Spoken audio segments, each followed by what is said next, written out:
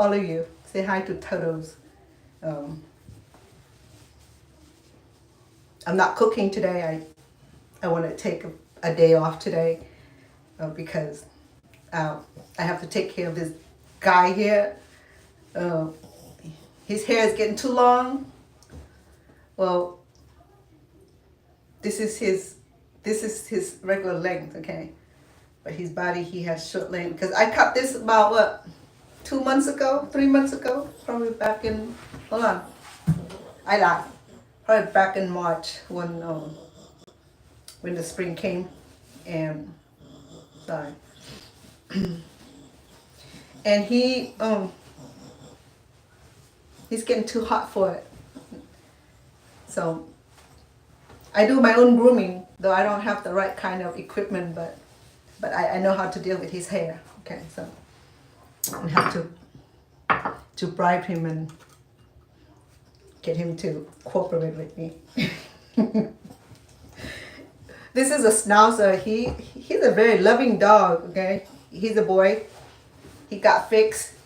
In fact, he's really smart. If I put him down, he'll be able to rub himself, dry himself off. But today I want to get his hair wet because I want to give him a fur trim because he get hot easily. Okay. So he doesn't like haircut, but I have to keep it short because he pant. You know, though the air conditioning in the house is on, but he's always seemed to be a dog that's always like, so always sweating, always panting. Yeah. So I want to give him a nice haircut today, get it shorter so that way he can stay cooler, okay? But he has a little mullet here that I keep for him to make him look cool. So I'm gonna put some coconut oil for him so that way I can comb it easily. Okay. Maybe we're just gonna make it look pretty. Okay. We're gonna is he cute? Oh. Let's see, how old is he now? I had him back in 2017. So he's been with the family for quite some time now. Consider he's an old dog, maybe in his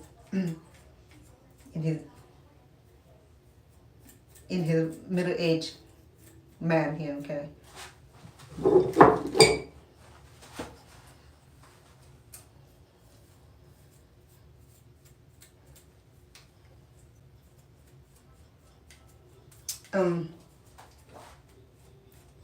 I have 2 other dogs, but they are smaller. They are Chihuahua. One of Chihuahua is really, really old. She lost her teeth. Her limb is limping. Her hearing is not so good, and she's blind in one eye. She's losing her teeth and fangs. So, you know, take care of animals is no different than take care of human. Say for human can talk and tell you what their needs are, but dog will bark and cry and whine. So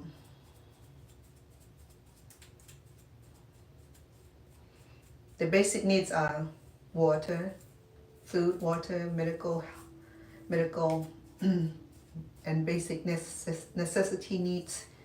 They need love, they need acceptance and care. You know, and they have emotion also. But they have pheromone. Pheromone is something that they have within the system where they release it. When they rub on you or when they trouble, they release the pheromone so that way they don't get lost. He always be able to come home. So I had this mullet here over. I didn't comb it regularly because I don't really have that much time. So when I tied it up for him and just let him have a little bun, a dog bun, not hot dog bun, it's a dog bun. Yeah, so the other two are small dog, Chihuahua, full blood Chihuahua, and the other one is Pug. She's half Pug and half Chihuahua. So she's a little bit bigger than the Chihuahua. So what I'm gonna do for this little guy is to give him a braid, because I had this much off his head right here. So I will shave the side here, off the side here, and give him a little. Actually, this is a little mohawk or whatever you want to call it. Okay, and I give him a nice French braid, but he would try to take it off because the girl is making fun of him, and I can tell the girl making fun of him because he didn't want to show it off. He always wanted to rub it off and remove the rubber band. He does that a lot. Okay. So yeah, he's a super cool dog, and all my family loves him. He's so friendly. He's friendly, but he's overprotected. It can be annoying because their love is so genuine and so amazing. So they have tendency to overprotect.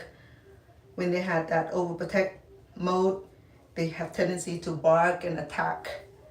If I take him to the park, he act like he's Great Danes or even large dog, you know what I mean? And it can be annoying because he can bark like non-stop. Okay, so that's what I don't like about having him out at the park, is that he have tendency to behave erratically and violent. He want to attack other dog because he's so protective of me. But if I leave him outside, he won't be barking at all. But soon as I'm out with him, he be like barking at even the birds. You know, he trying to attack the birds and protective of me. And in this household here, there's a couple, especially the grandkids who handling them rough, they don't like, and one or other person that they don't like because they can feel that whether the human like dogs or like them or not, or be nice or be loving to them or not, you know. So I'm gonna put two because he know how to take it off. He know how to remove it. So he got a little, isn't that cute? Yes, he will rub his head on the floor, on the rug, on the rock, and he will take this off. Okay, I mean, I want him to look cute, but yeah, you cute. There you go. The bread. Real cute. Yeah, here we go. Hold on. Look at that. See? Yep. There you go. I'm gonna go ahead and trim his fur a little bit to give him a cleaner shave, because he get hot easily. He doesn't like his nail trim. He's so protective of his nails, so sometimes it can be annoying. Okay, and he get tired quick, so I'm bringing him snacks so that way I can get him to incorporate with me. Okay, and get his cooperation. Okay, so so it's not that long, you know. I mean, I can just trim it off. So to give him a lesser hair to deal with, or fur.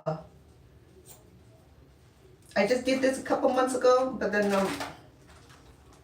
his fur grow quick. He's a healthy dog and he has good nutrition, so his hair grow quick. Huh, Toto? Be nice, okay? Please. I know. He doesn't like it. He doesn't like.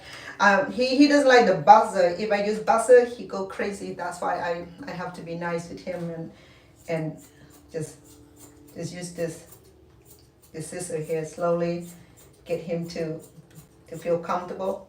I did this many times, but still he's not willing to be still too long.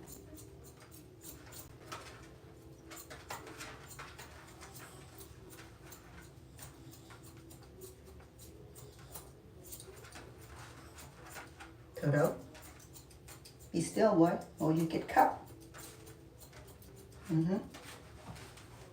Be still, okay? Give him some chicken. Be nice. You want some more chicken? You be nice. Be still so I can get this done quick.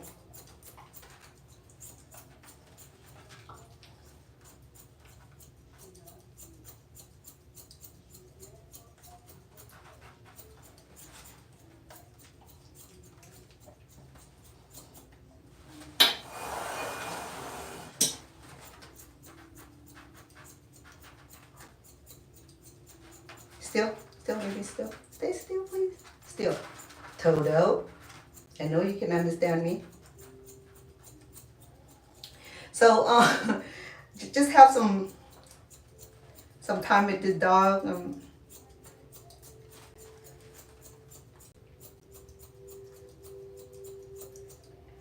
And the other two, they have short hair, so I don't have to worry about them. And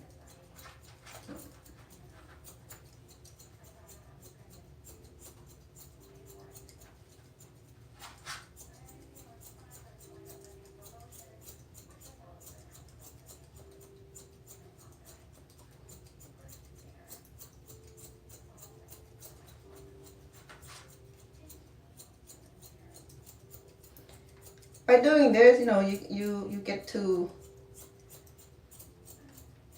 bond with the dog or the cat that you have. In fact, you bond with them regardless, but when you groom them yourself and you show them love, and they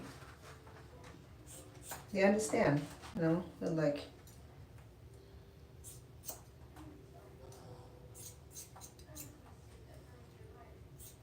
So the reason I shampoo him first and trim it while his fur is wet, because I'm allergic to them also. I'm allergic to dog and cat, but very mild, not severe like some other food that I'm allergic to.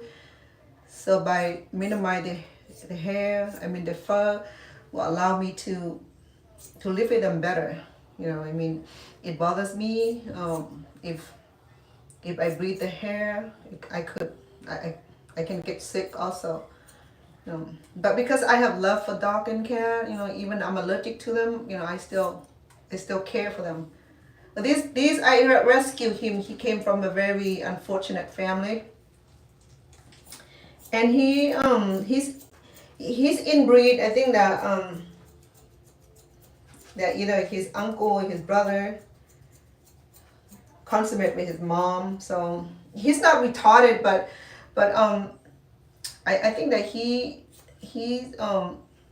intelligent. Okay, don't get him wrong. He's very intelligent. However, I think because of his loving nature, it make him look.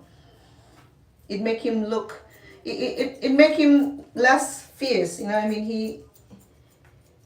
doesn't fight the girls, and the girl will pin him down to the ground, but I think that's because he's fixed. The animal that's fixed, they are not aggressive. They have that nature, loving nature. But then Schnauzer are loving anyway. You know what I mean? So, and him being around girls, and He doesn't bother the girl though. You know, he doesn't know what to do with the girl. He doesn't have the sex drive. He will know what to do with the girl. But April is not fake, so when I had April, she was a lot younger than him. So I decided to fix him instead, so that way he does not reproduce with April. So April is the one that has now not have pugs and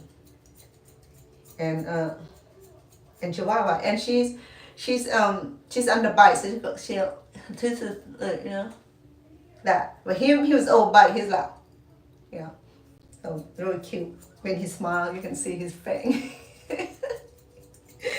Especially when he misses me when I've been gone a long day, and when I come home, and he can jump so high to hug and to you know to hug. So he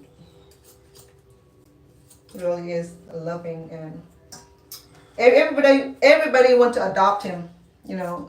But I just don't have a heart to give him away. No one want April because April she's little.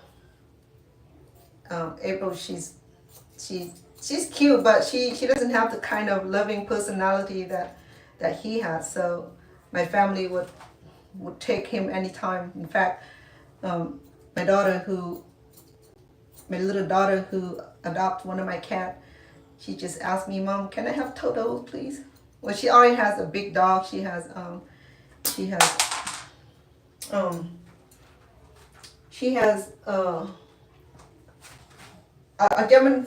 German Shepherd, a white German Shepherd. Something fall off the thingy. I'll find it. Have Toto. Yeah. So he said she moved to a big house and she wanted an extra dog, but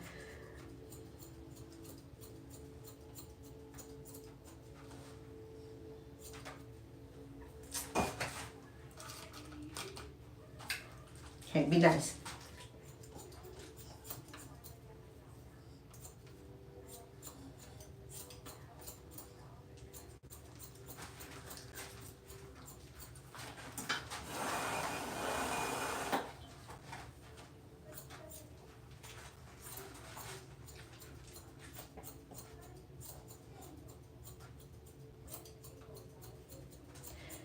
So the goal is to keep your consistency with the length that you're approaching the dog, okay? You don't want to go too close to the skin, yet you'll be able to accomplish certain, no.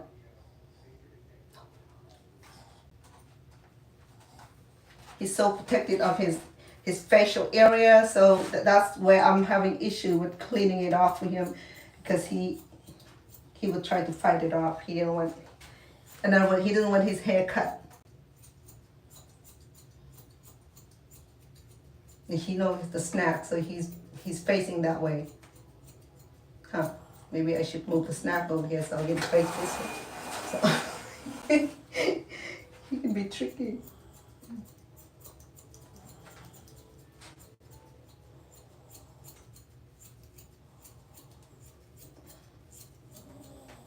I think he gained a little bit of weight. I know that he was a lot smaller last time when I trimmed him.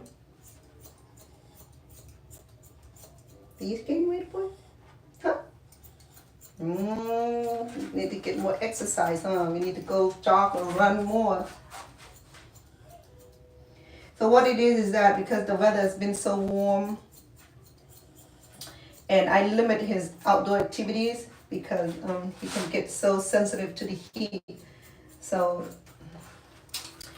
during the winter or summer, really when the elements get too hot, too cold, the pets gain about a pound or so, because he's a small dog anyway, you know what I mean?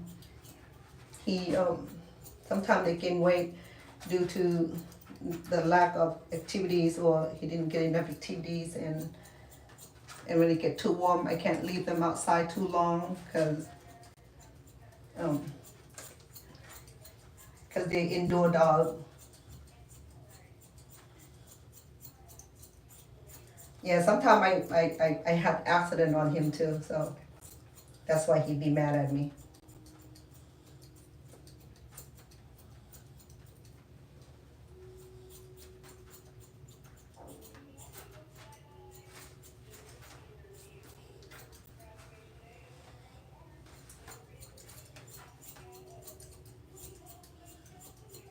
The other two, the hair is so short, and what I do for winter is that I will make I crochet sweater for them, to keep them warm when they go outside, and when they're in the house also. And Chihuahua, they get cold quick, and they shiver, they shake regardless, whether it's hot or cold. Whether they're hot, cold, or scared, they shake. You know.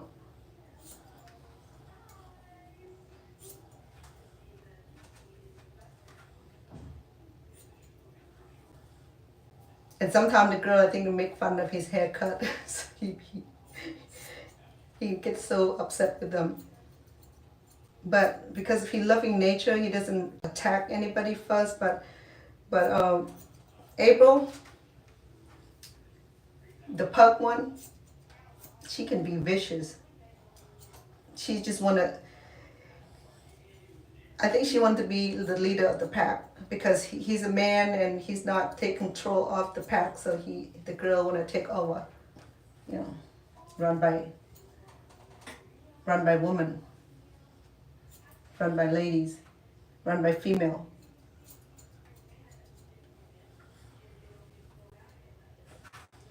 Okay, hold on, chill.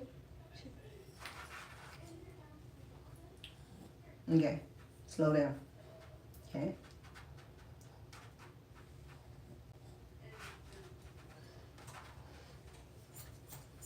It'd be hard for me to do anything on his face. Even his leg, want me to touch it.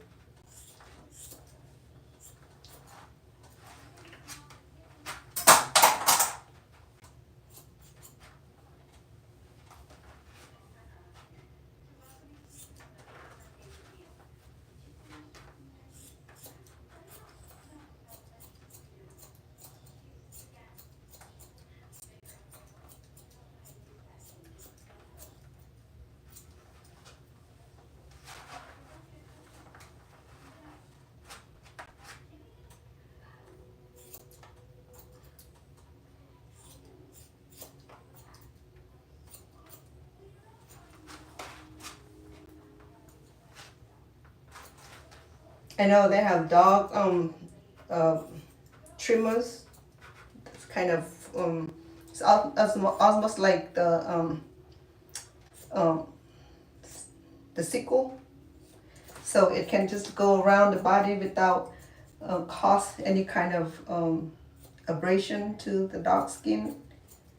I need to get one, but this is my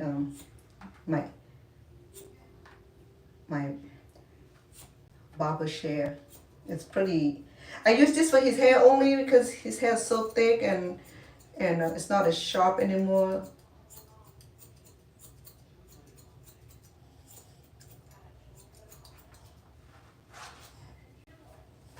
Lay down. Lay down. I have to put him on a high chair because he like to run away. He like to take off running, chase after him.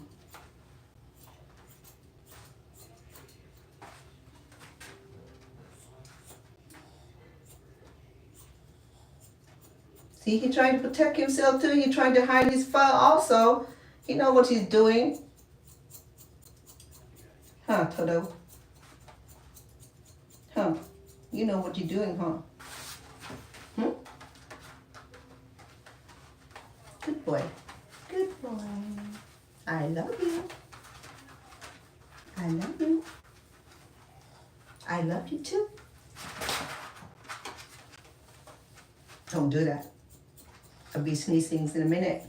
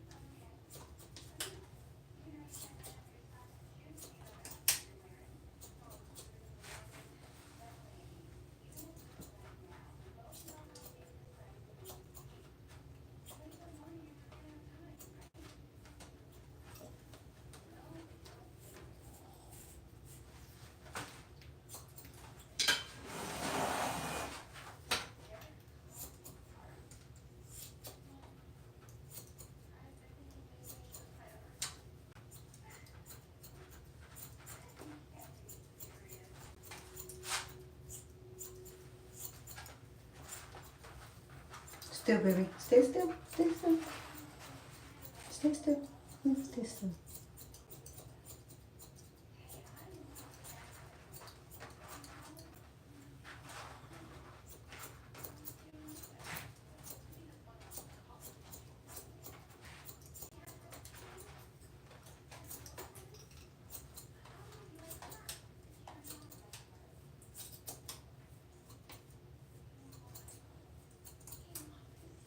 Because he had wrinkled skin, so I never know whether it's his hair or his loose skin. So that's why it's safer to use the comb to comb it, and will give me a precision cut. Why? You gonna be here all night, boy? Come on. I don't like it when you do that, man. It'll take too long to finish. Thank you.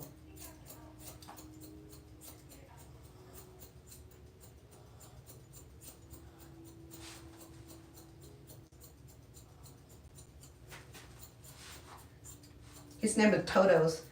When I first rescued him from his family, the owner had too many dogs, and instead of control the birth rate, the family couldn't afford to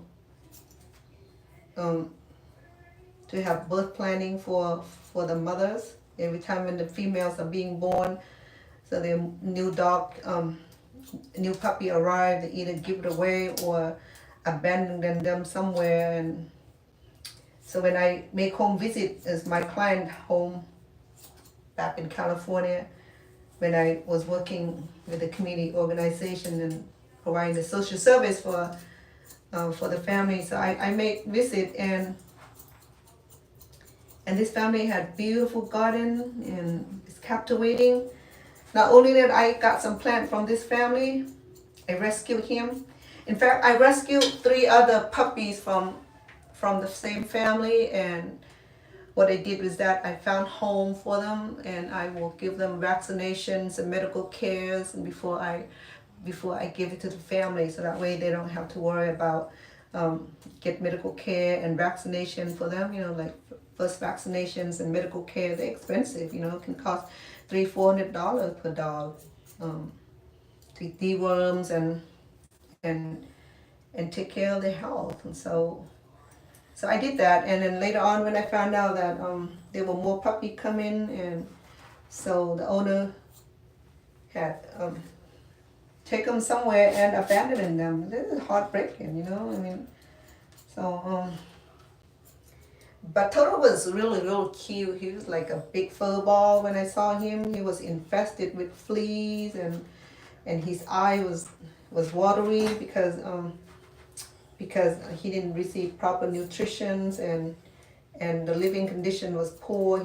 He was left outside, just with some plastic over the over some boxes, and there's so many of them, so they never have enough food. And he was a puppies, and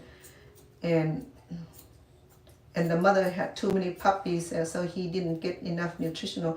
Actually, his sibling was adopted off. You know, there was only 2 of them left. There was a brown one, and the owner said, "Well, why don't you take a brown one? He'd be pretty dog for you." But then when I saw him,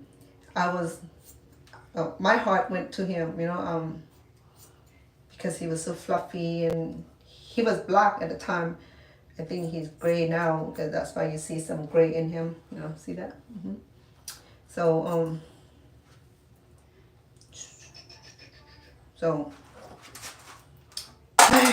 you're gonna be here all day. You keep doing that. So I took him home, and first thing I did was to deflea him, give him a deep bath a few times, and deflea him, hand deflea him, and make appointment with the veterinary. And I because he was still puppies and he still need nursing, so I have to get formulas and the bottle. yeah, I know how to take care of new puppies, and I even have puppy that younger than him and took care of them. So with his siblings, in another in another in another pride, or what do you call them, flock. So I rescued 3, include him 4, and the rest I just find home for them. A lot of my friends needed dog for the kids, so like I said, I always give them the first medical care, the vaccinations and deworms. You know, it can get expensive and all that work done, and I give it to the family. You know, and not only that, you know, it allowed the kid to have pet and don't have to worry about medical bill for the first time, because this dog here had all kind of worms, so you know they need to have the deworm and medication for the deworming and worm elimination. For him too, he was full of intestinal worms. You know, there's a lot of treatment for him. So I rescue all of them. And Mina, the Chihuahua, was another client of mine. I went to visit them at home, and Mina was barking at me, and she was just a puppy then, very small, and the owner is very close to me because I've been working with them for many years, so it's almost like part of the family, you know. Because the thing with me is that when I do provide the services for any family, they automatically become have that camaraderie relationship, you know, very very cordial, very respectable. They respect me because as an Asian woman who able to provide them all that social service need, connect them with resources and give them the language and translation, and hook them up with social services and school and whatever they need. Maybe, you know, I will connect the service and resource for them and advocate for them. So I found that by doing that, I have so many respect and so many people that come to me for help. And because we are not allowed to receive gift and accept gift and things like that, but when I see dog and cat, you know, if they need to adopt, I will adopt. And so with that result of that, I end up with 3 dogs and I have 7 cats. So well, most of the cat that I have, we rescue one. The rest, no. I had cat throughout the years, and most of the cat I just rescue cats, and the one that being abused and I pick up from the street, and or a few cats that just came to live with me. You know, they came to the door and they never want to leave, and I'm just like cat whispered. So cat and dog will find me. And at least 5 cats that came to my doors that real sick, that was like dying, almost like they came to where they can find a spiritual place to lay down, or some place that they can have the final resting, you know, a resting place. And what I did is that the one that I can't save, you know, they came with all kind of maggots. It was like full of maggots. I mean, they were decomposing, but they make it to my door. You know, I found them. You know, it's not rescue anymore. I will give them nice shampoo, nice bath, and cover them with clean cloth, clean towels, and lay them to rest. You know, they just pass. They won't eat anymore because they already decomposed. But the thing is that they find your home. You know, the sad thing, and they find your home, and I will bury them in the backyard. You know, the last home that I rented from, I have at least 5 dogs and cat that I buried in the backyard because they came for to find a resting place. So, you know, I mean, I don't care. You know, I mean, I just buried them. I'm not going to throw them in the trash bin. That is too mean, you know. I mean, if they want to do that, they can do that themselves. They can go somewhere where they can just find resting place. But most of the time, the dog and cat, when they at that stage where they know that they're gonna die, they will leave the owner. They will leave the home into somewhere where they can find the rest of the place of resting. And some of my dog like that, I mean, when they get older, and that they like at the final stage, and they will leave you, and you're never gonna find them again. They went somewhere where they can rest. Yeah, all the wild animals like that. Even tigers and lions. They will leave their prey, and so they can go lay to rest somewhere. And yeah, it sounds sad, but then that's the way animals are. I mean, because no one, God take care of them. We can make it complicated for them. But now that they're so independent, now they're so depending on human to take care of them. So they don't even know how to take care of themselves anymore. They totally depend on human actually. Toto, stop it. Stop. Okay, please. He doesn't like his nail trimming, so when I'm come close to his paw, he's so protective of it. Sometimes he tries to bite the scissor and stuff. So.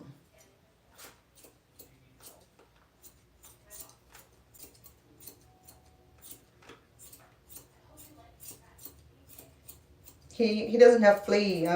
He's well cared for, but he has dry skin, so sometimes he'll scratch himself, because he has dry skin or even dandruff, just like human. It doesn't matter how healthy we are, we still itch here and there. So same thing for animals. Some people say, "Oh, your dog's scratching, there's flea." Same thing for you.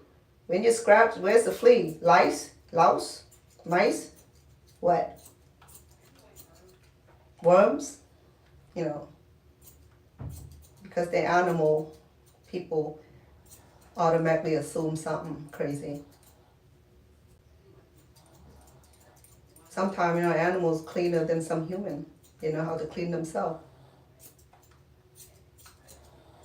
And they know how to keep themselves clean.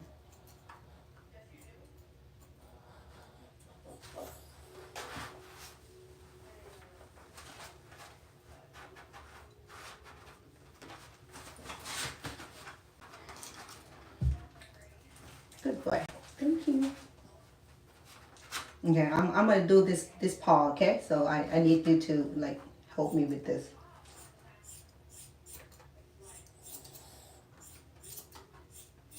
If you stay still, I can get this done quick. But if you're moving around too much, I won't be able to do much.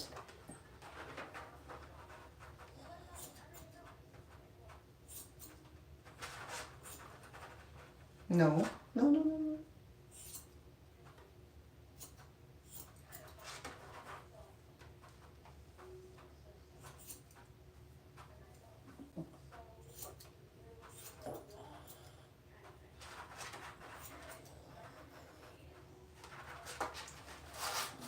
My dog won't eat dog food because they live with cat. They eat cat food. If I give them dog food, they won't eat them. So if I give them cat food, dry cat food, he'll eat dry cat food. So I don't know how, but they do. Yes.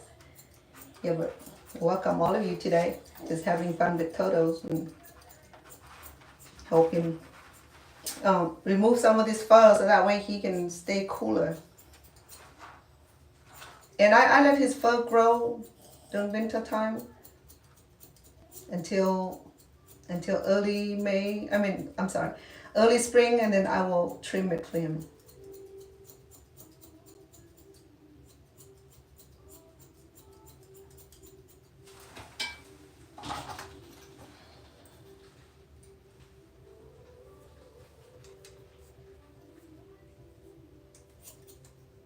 Right here, his neck is wrinkly, so if I'm not careful, I might chop off his skin. He'd be so adamant. He'd be crying. You don't want me to touch him no more.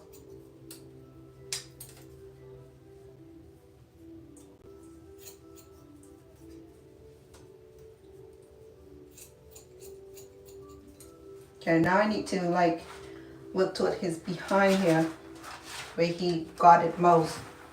Yeah, so.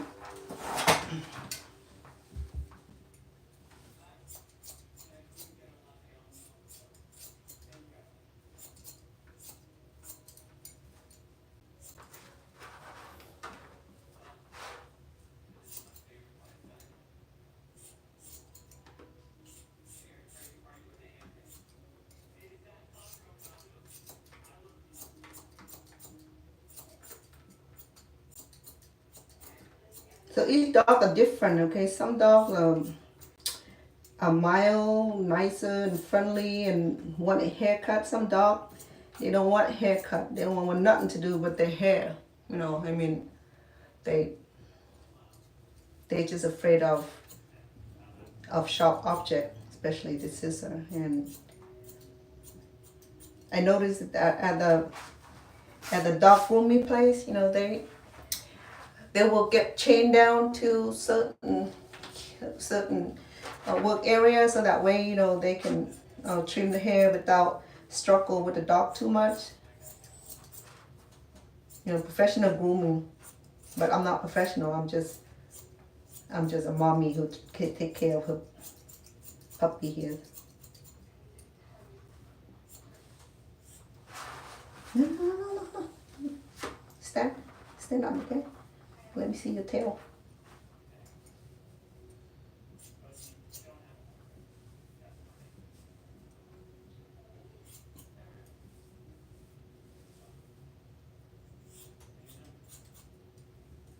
I wish I can styling for him, you know, do styling and all the cool color. We're not gonna do that. Especially in this area here, I keep it short and clean because he doesn't clean himself too good. You know, make sure that the fur around his anus here is trim and upkeeping.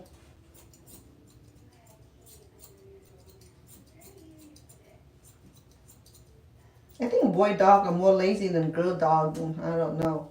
Let me know if you think so. I saw the girl dog, you know, they were grooming themselves to lick themselves more before bedtime, but him, no, he like to sleep. When he get in the cage, he just want to sleep.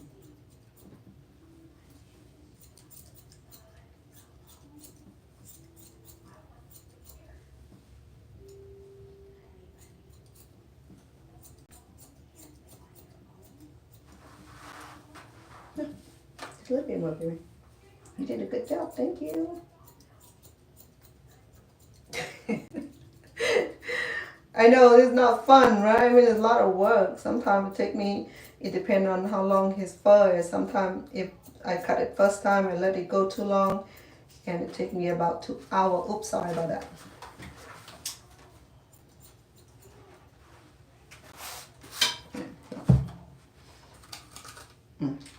Good boy. Okay.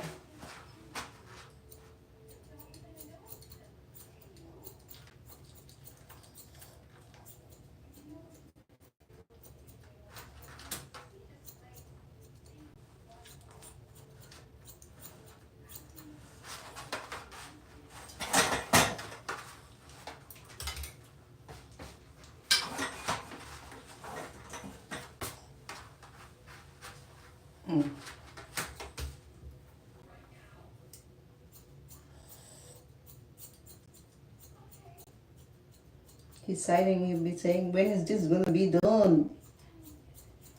Sometimes when I do too long, he feel comfortable, he fall asleep and snore right in the middle. Yeah, he snore loud. Toto snore so loud. Sometimes when I do my content at night and they hear him snoring, yeah. He's the one that snore. Not me. I'll be talking. He snore. Because they stay with me at night.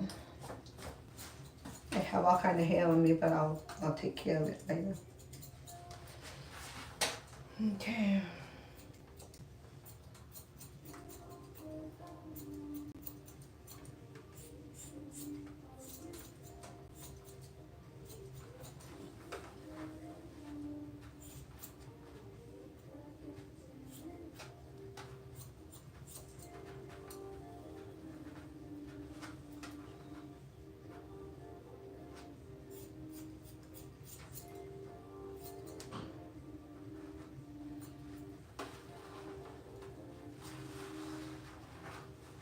See, he trying to hide his arm. Also, he's too smart for this.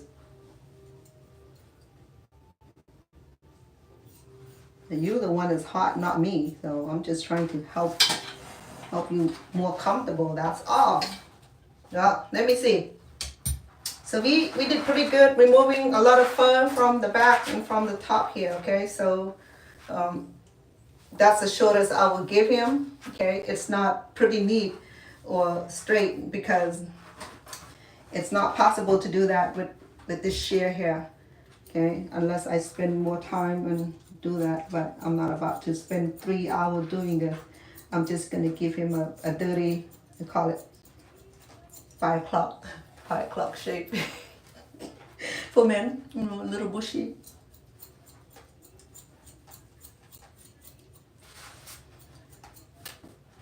Okay, let me see a little bit more from here.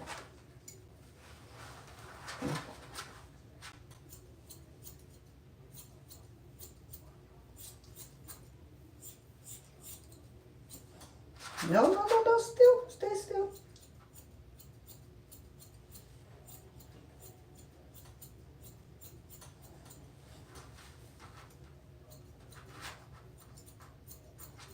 He smelled good. He just got new shampoo. So, you don't smell like dirty dog today. He breathed harder. Want to agree, but he said no. Don't agree with me. And let me see. Let me cut this hair off right here.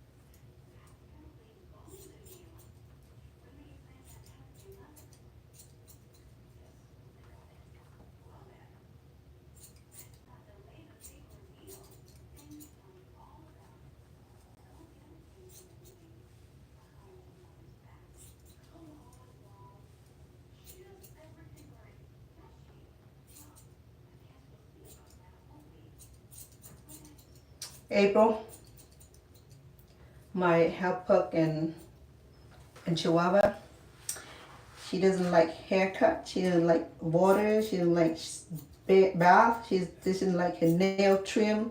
She's one terrible dog. She's so hard to deal with. If I cut her nail, she'd be screaming like I'm poking her with sharp knife or something like that. She's so unlikable. Amina, she does the same way. You know, she'll trying to pull back.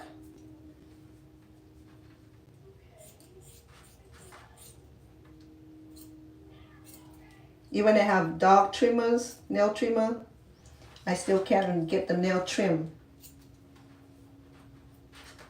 Him same way. See, his nails are long. However, Dawn, you need to get the facial hair done.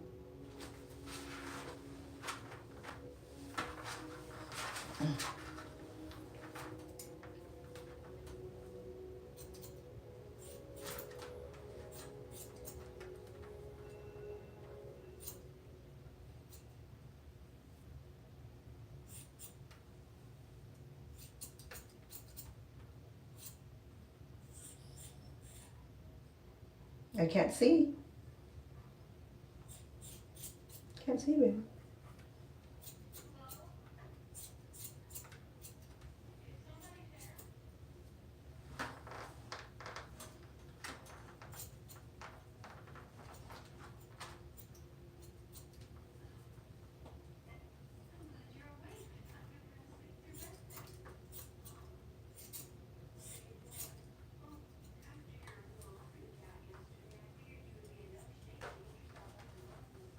Let me see, baby.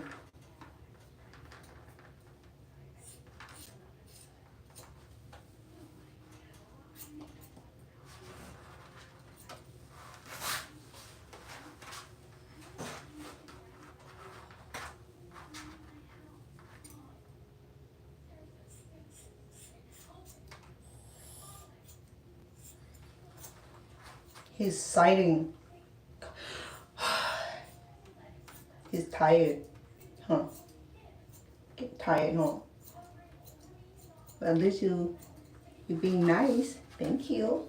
Now we need to work on the face. We still have one more leg to do on this side here.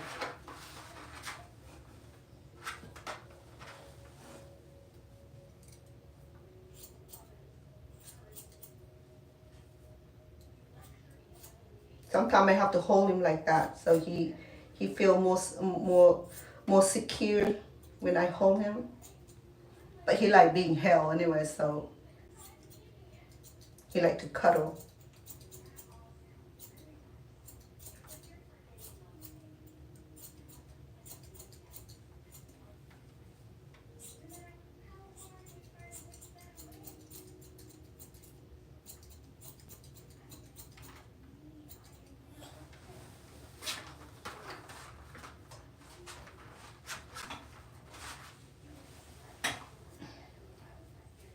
Let me see. Let me have this leg. Come on. Give it to me, please.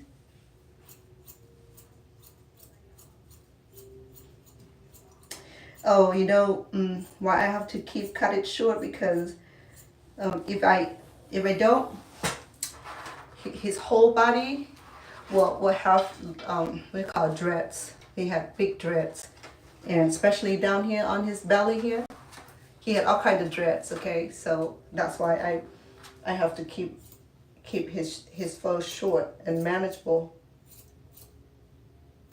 especially in winter when I leave his fur that many months, you know, like 4 or 5 months in winter, and it's dreaded up.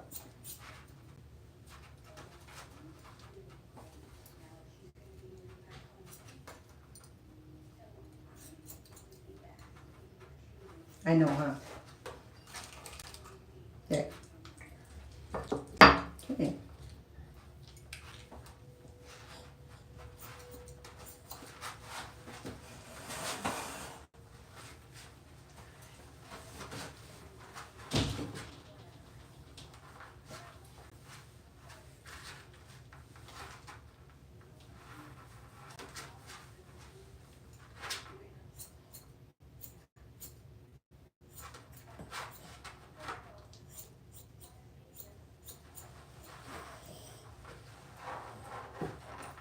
Oh.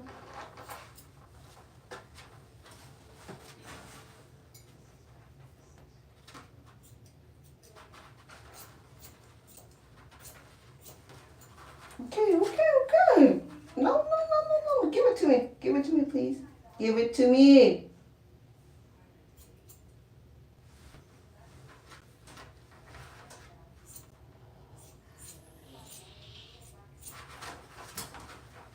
His fur is drying, and his hair, his fur is all over. Let me see it, please.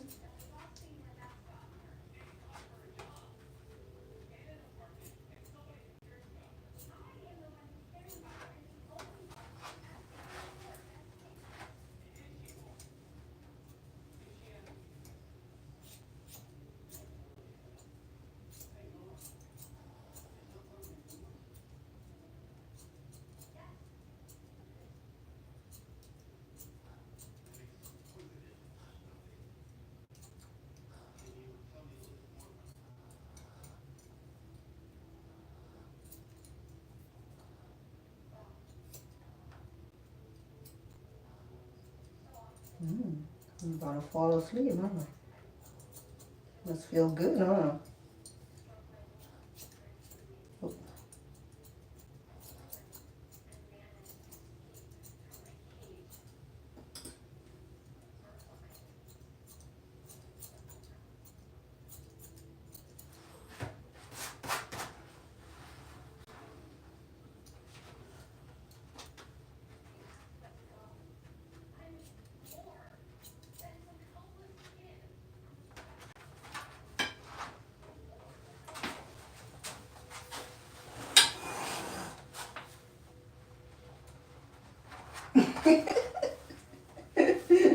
Let me see. No, let me have your hand. Let me have your have. Let me have it. Okay, please. Don't try to hide it. I know you tried to hide it. Don't do that. Toto, please.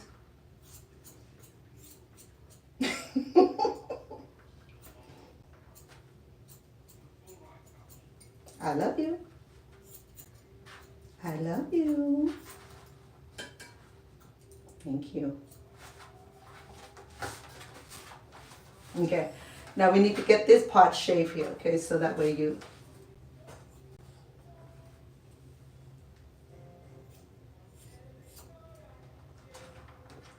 Careful, careful your eyes.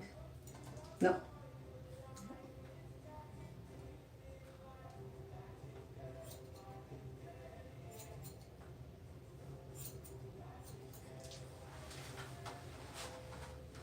See, now we can see your eyes. Okay. Okay. Stay still. Stay still. Stay still so you don't get hurt.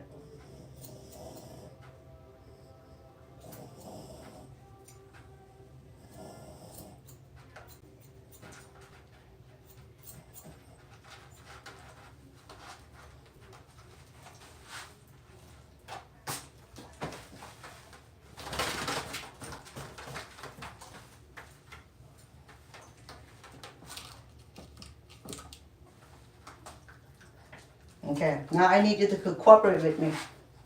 We gotta clean up this part, okay? You be good? You be good, please? Be good?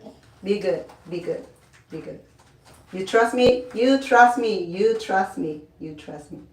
You can trust me. You can trust me. Okay, you can trust me. No, no, no, do not move. Do not move.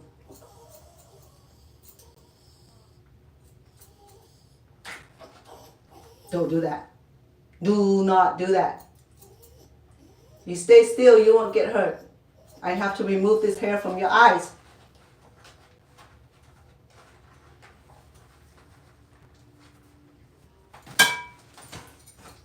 Let me see. Let me see. Toto. Where's your eyes? Where are your eyes?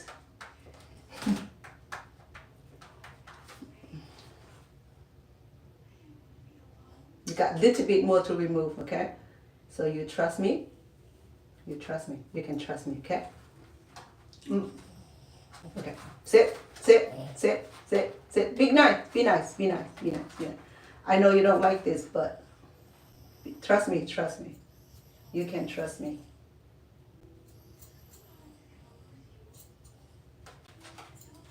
No, you can trust me. You can trust me. Toto.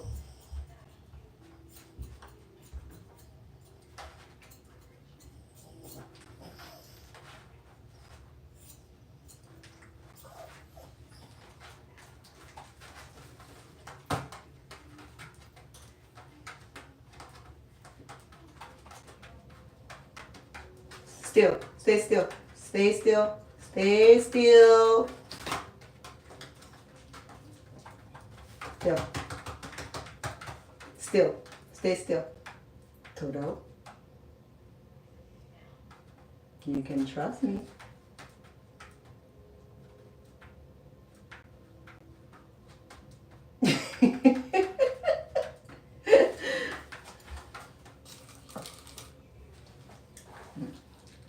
Okay. You got a little bit more to go, or you want to look like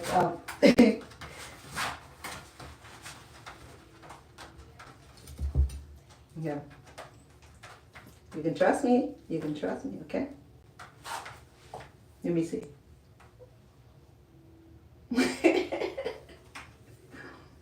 I need to get some hair off here. Okay. Can I do that now? Do you see? Okay. Okay. Come on. Yeah. You can trust me. You can trust me. Oh my goodness.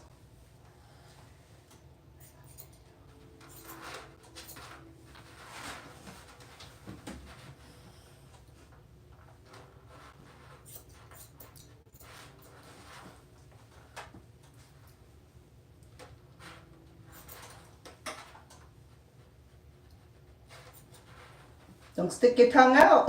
You're too funny, man.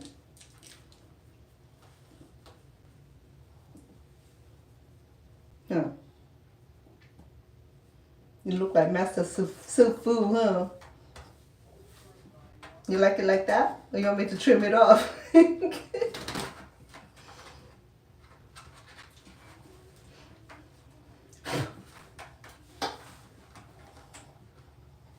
Hold on, check yourself in the mirror.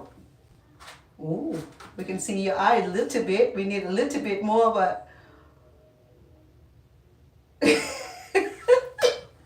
you look like this.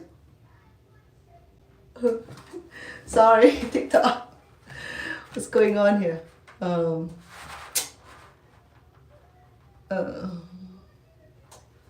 Dengue.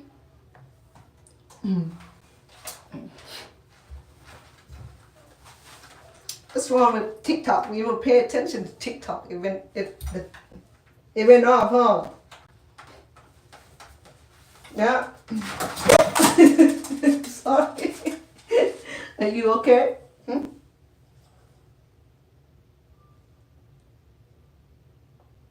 You hurt? Okay, hold on.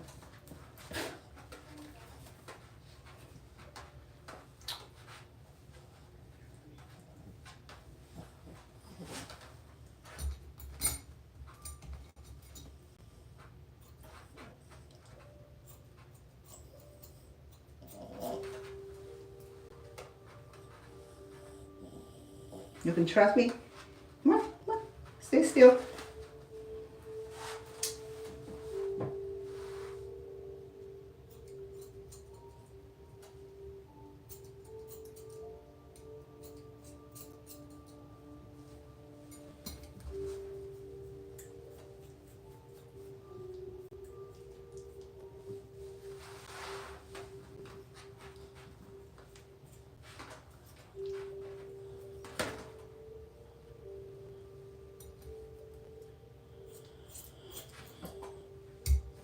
Sorry about that.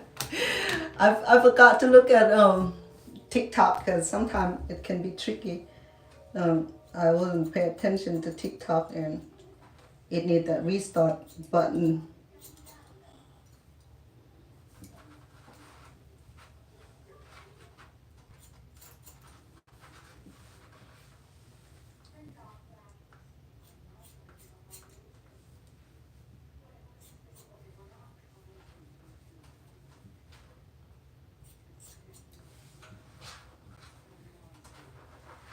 Hold on, let me trim your eyebrows.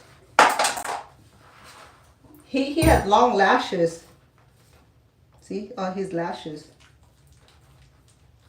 Maybe supermodel. Supermodel with all lashes. Huh? Hold on.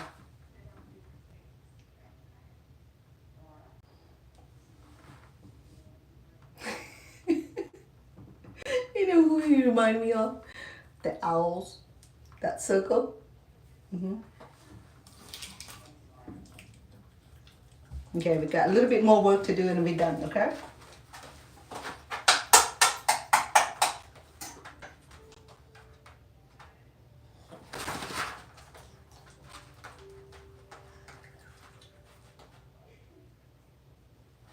Are we okay? Don't drop. Don't drop again. Okay. Okay. Trust me. You trust me, okay?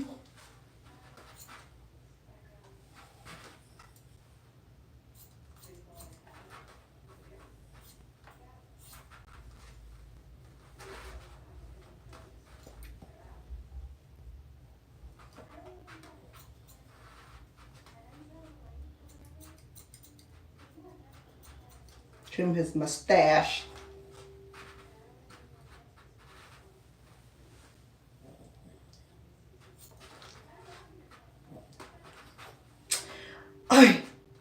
I need your cooperation, boy. I don't like it when you do that.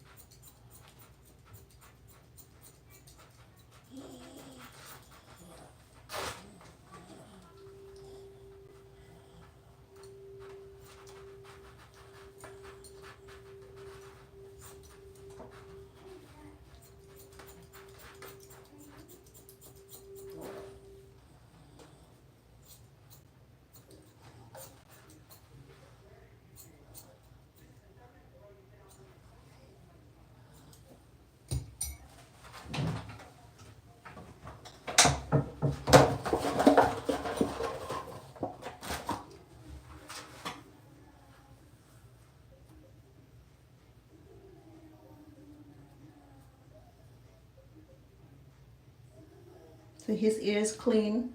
I clean it all the time, so it's no extra wax or discharge.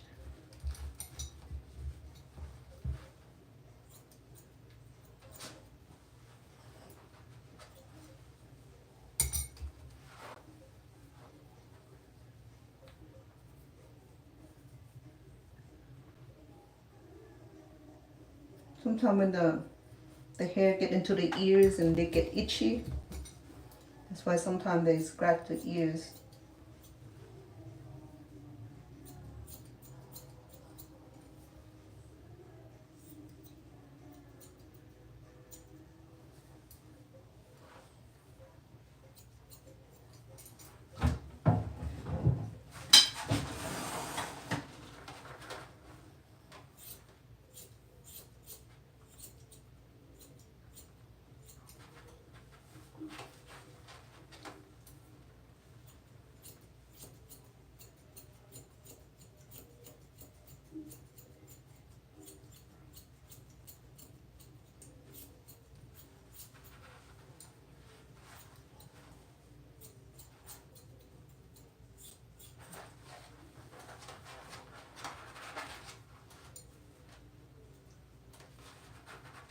Still, babe. Still.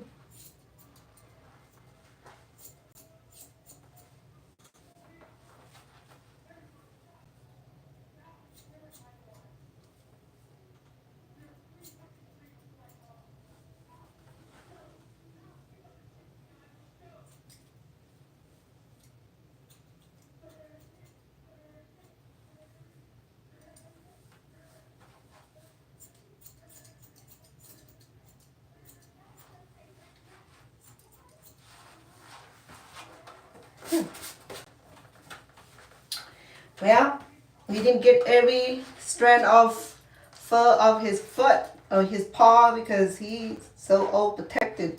Hold on. It's a little bit more here. Have to be careful with his thumbs back here. Right here. See? So that's what he's trying to protect, his thumb.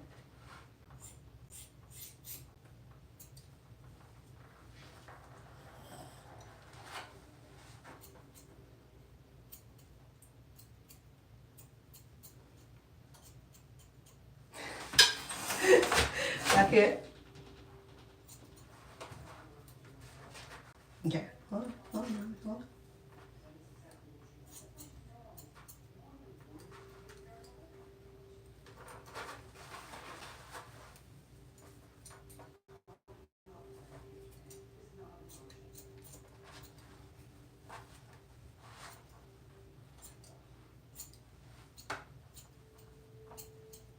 Well, at least you're about a pound lighter.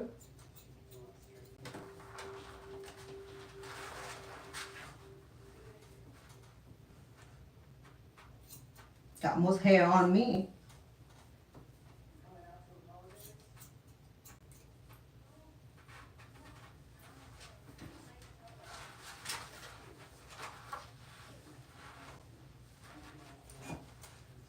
Hold on.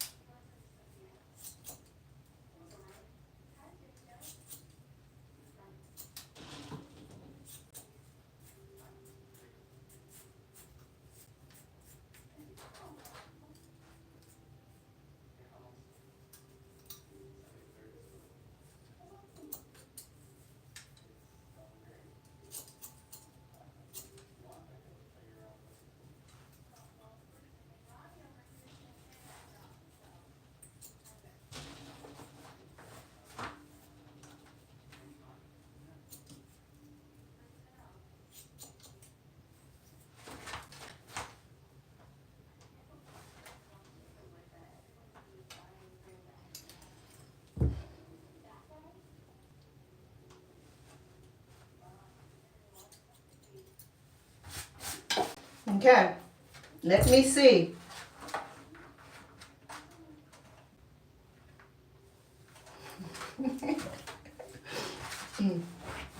How does he look? Yeah, he's adorable. I braid his.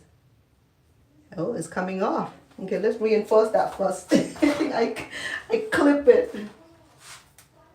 He had a little mullet here. Yeah, he's a cool, super cool dog.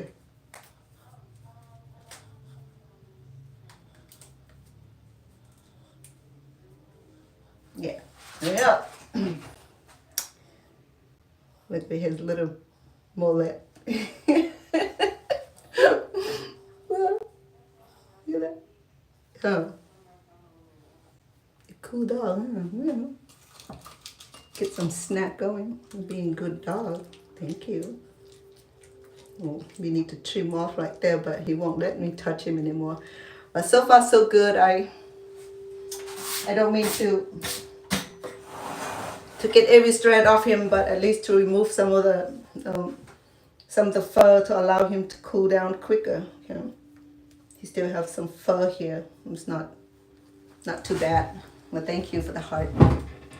Okay, so how are we doing, Mr. Toto? We should get some more right here because it looked like a hole right there. And then because you didn't stay still, hold on. Huh? You let me? You trust me? You can trust me? Hold on. Don't do that. Don't do that. Don't do that. No. No, you can trust me. Okay, hold on.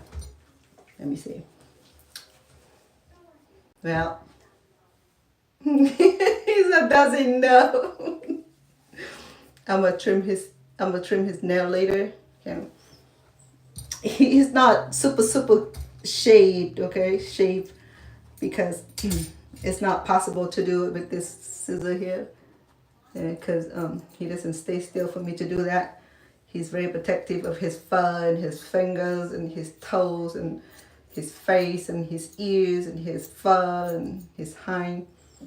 Yeah, but I got most of it out, so allow him to cool down a little bit. Now you can see his eyes. He got a beautiful eyes. He got long lashes too, you know. Like, and yeah, don't forget about that. That's super cool right there. Well, I appreciate you for being such a cool dog and help allow me to take care of you. Yeah, you got a little hole there because you won't stay still.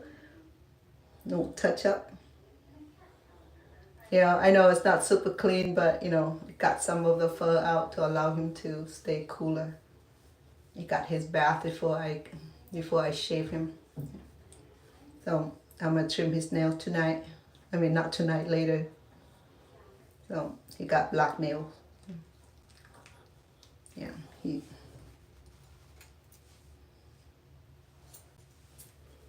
knows. He don't like me touching around his nails. Yeah, so far so good. We're doing good. Like that ham, huh?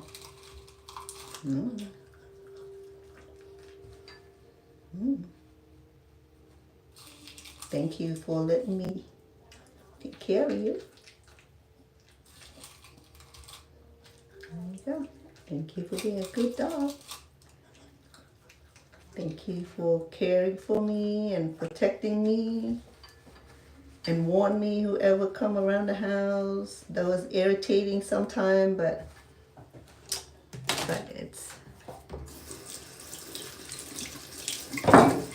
usually I be able to get a lot of this fur off his face, okay, but today he's very nervous. Yeah, he's too nervous for me, and I don't want to force him too much. Okay, think he's good. I mean, Let me weigh him how much he weighs now.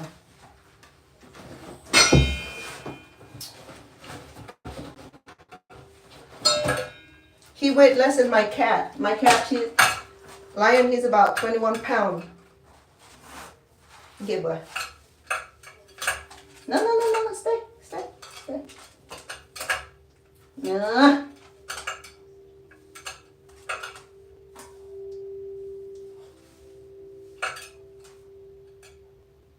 Oh, because you're not stepping on it. Hold on. No, stay on it. Stay. He is 11 pound point 2. So he's less. He weighed 10 pounds less than my cat. You know, Lion, the guy that likes to drink out of everything. He's he's 21 pound cat. When I weighed him a couple years ago, it seemed like he's a lot more bigger now, heavier. Okay. Are you going to shake your hair off? Come on.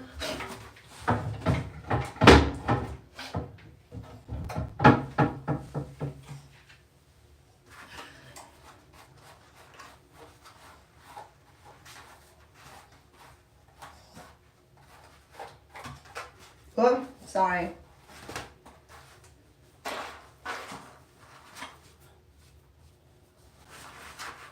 You're going to step on your own fur. No. Let me see your tail.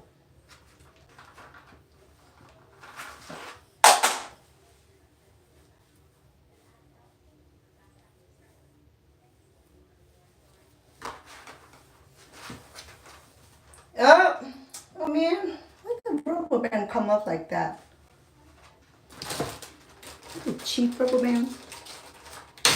Hairband. You want the pink one or blue one? This purple one too. We'll do blue, okay? So they know you're super cool dog. Hold on, let me tie dye your hair a little bit. It must be the oil that I got it on, huh? Yeah, this is a special treat for a super cool dog.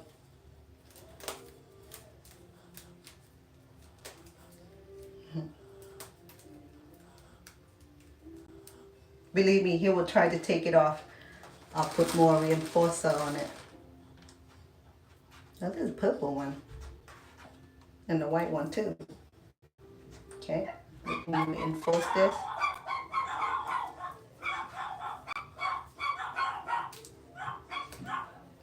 How about that? Such a cool dog. Huh, Toto? Such a cool dog, huh? We still have some hair on here. Yeah, on your nose. But, I'll have to take this off. Careful. I don't want to fall off.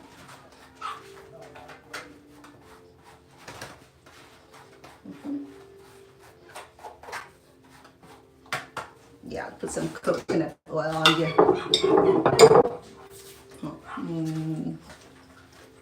You like coconut oil, huh?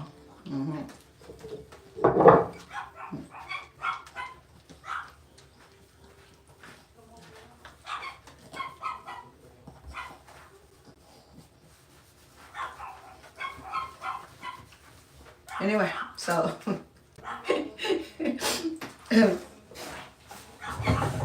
so how you take care of your dog? Do you take him to the veterinary or take it to the for grooming?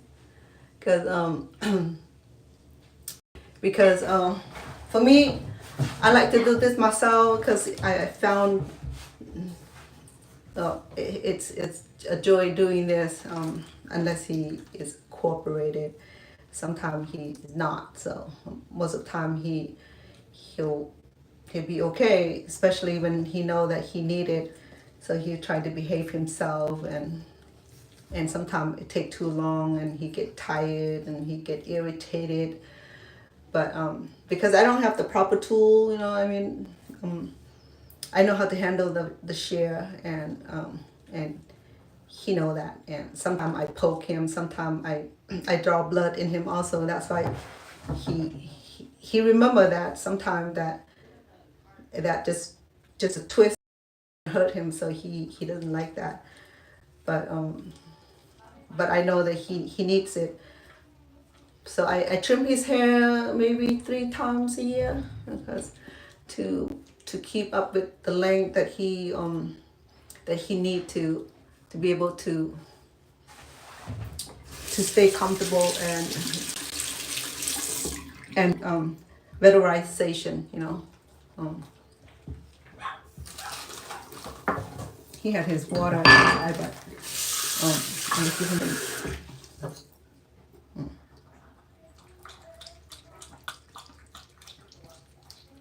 Okay. So he has his proper vaccinations and medical care when he needs it, you know. But other than that, he's a pretty healthy dog, happy dog, and overprotective dog. And sometimes it's annoying when he constantly barking at people, even birds. Even at home is fine. He won't bark, but if I'm home, he trying to make himself heard. And I didn't do a good job on here because he is so close to his eyes. And but as long as I got some of the fur out to allow him to stay cool, and then even the air conditioning is on. My room is small and congested, and he panting all night, and it's really disturbing. So you know, like I said, if you look forward to get a dog, he's a schnauzer. He's a small schnauzer, miniature. Not mid. Well, he's a miniature schnauzer, because schnauzer is a little bit bigger, a little bit taller. But I think he's inbreed, so he's not deformed, nor he is mentally ill. But he has a very loving nature, very loving toward me, because I rescued him from when he was a baby in a like really bad living situation. So in my life, I have this is the last. Let's see, I have the first dog, Mina. She's still alive. I have her since 2012, so she's 13 years old in human years. So I think in dog years, like what, 7 year in per human year. So then you have 7 times 12, so that it goes, she's over 100 years old. She's like 104 years old, something like that. So having dog is it's nice in a way, you know, because they love you, and they are independent, but not as independent as the cats. Cats are cool animals. They don't need your attention all the time, but they need love and cuddling from hands-ons. But dog, you know, dog are cool, but dog need more attention as far as carings and tender care for them, feeding them. When a dog don't really care, you put some food out there and they come and eat whenever. But dog, you know, need constant, take them outside to let out and to release. And the cat, well, my cat, they used to be indoor cat, but when we moved here, and my grandkid allergic to them also, and they're allergic to dog too. So I kept them close to me in my rooms, and I released them to the backyard so that they can get released and then get their exercise and jogging and running when it's necessary. And my cat Lions too, he love go jogging. You know, if I take him into the neighborhood, he be jogging, but he know which neighborhood house are not friendly, especially when there's children. And I remember when we were walking in the neighborhoods, and and when he saw the children playing in the front yard and lions, the cat, right? The cat would go jogging with us. He would take a detour on the fence and onto the wash, the fence, the fence wash, and then he came back like 2 3 house to conjoin with us. So I know that some children are not friendly to animals, and animals knew that, you know, when the animals constantly barking and bickerings and taunting, they just know, you know, who their friends and who are not, and who abuse them and who are not. You know, for me, they're excited when they see me. You know, they jump 3 4 feet high just to touch me. You know, just to feel me, or um, to let me know that they want hug, they want to be held. So for him, he's a lap dog. He just love be around human that loves him. It doesn't mean that he loves everybody. He knows, you know, who love him and who does not. He had a pheromone, you know, he can feel that from human pheromone, which humans are friendly, which humans are not, you know. I mean, he has his favorite and he has not a favorite around here. And that one person turned into the neighborhood, he can smell and he'd be barking like, what are you barking at? And a minute later, you know, then that person came to the door. But there's at least 1 or 2 people in this house that just don't get along. Just, you know, they can feel that humans don't love them, or they don't need them, or don't want them. So but then it's not like that, because they're allergic to them, like I do. I allergic to them with very moderate, meaning that just right now I'm exposed to his fur. It could cause me to sneeze and later on, or stuffy nose, and I know that because I'm allergic to cat also, but because it's minimally, so I'm able to deal with my allergy and my discomfortness, you know. But my love is greater than my allergy, put it that way, because I love them, and I'm only gonna say that after all this are gone, you know, I won't be getting more dog or cats anymore, because you know, because as I got older and my situation changed and living arrangement changed, and when I'm on vacations or go far away, and for example, when I took that 1 month trip to Thailand, and the dog had lost that sense and lost my presence, so they all got sick, you know. The 2 girls, Amina and the Chihuahua, their skin peeled, and they had like terrible skin conditions that need to be treated. So my daughter took them to veterinaries and treated, and it cost a little bit of money now. Through all their bodies are all spotted, and the hair didn't grow back. It just said that they either have allergy, or they just stress out when I'm not here. And I remember few years ago when my cat Lucky, he's Siamese. So I have flew to visit with my kid in East Coast, and I think he had followed us to the airports. And after I flew in the air and he lost that human touch, he lost my sense. So I think he got lost, or he got run over. So I never found him. You know, I still felt really, really bad losing Lucky. You know, because he's been with me for so long. I remember rescuing him when he was just kitten, and in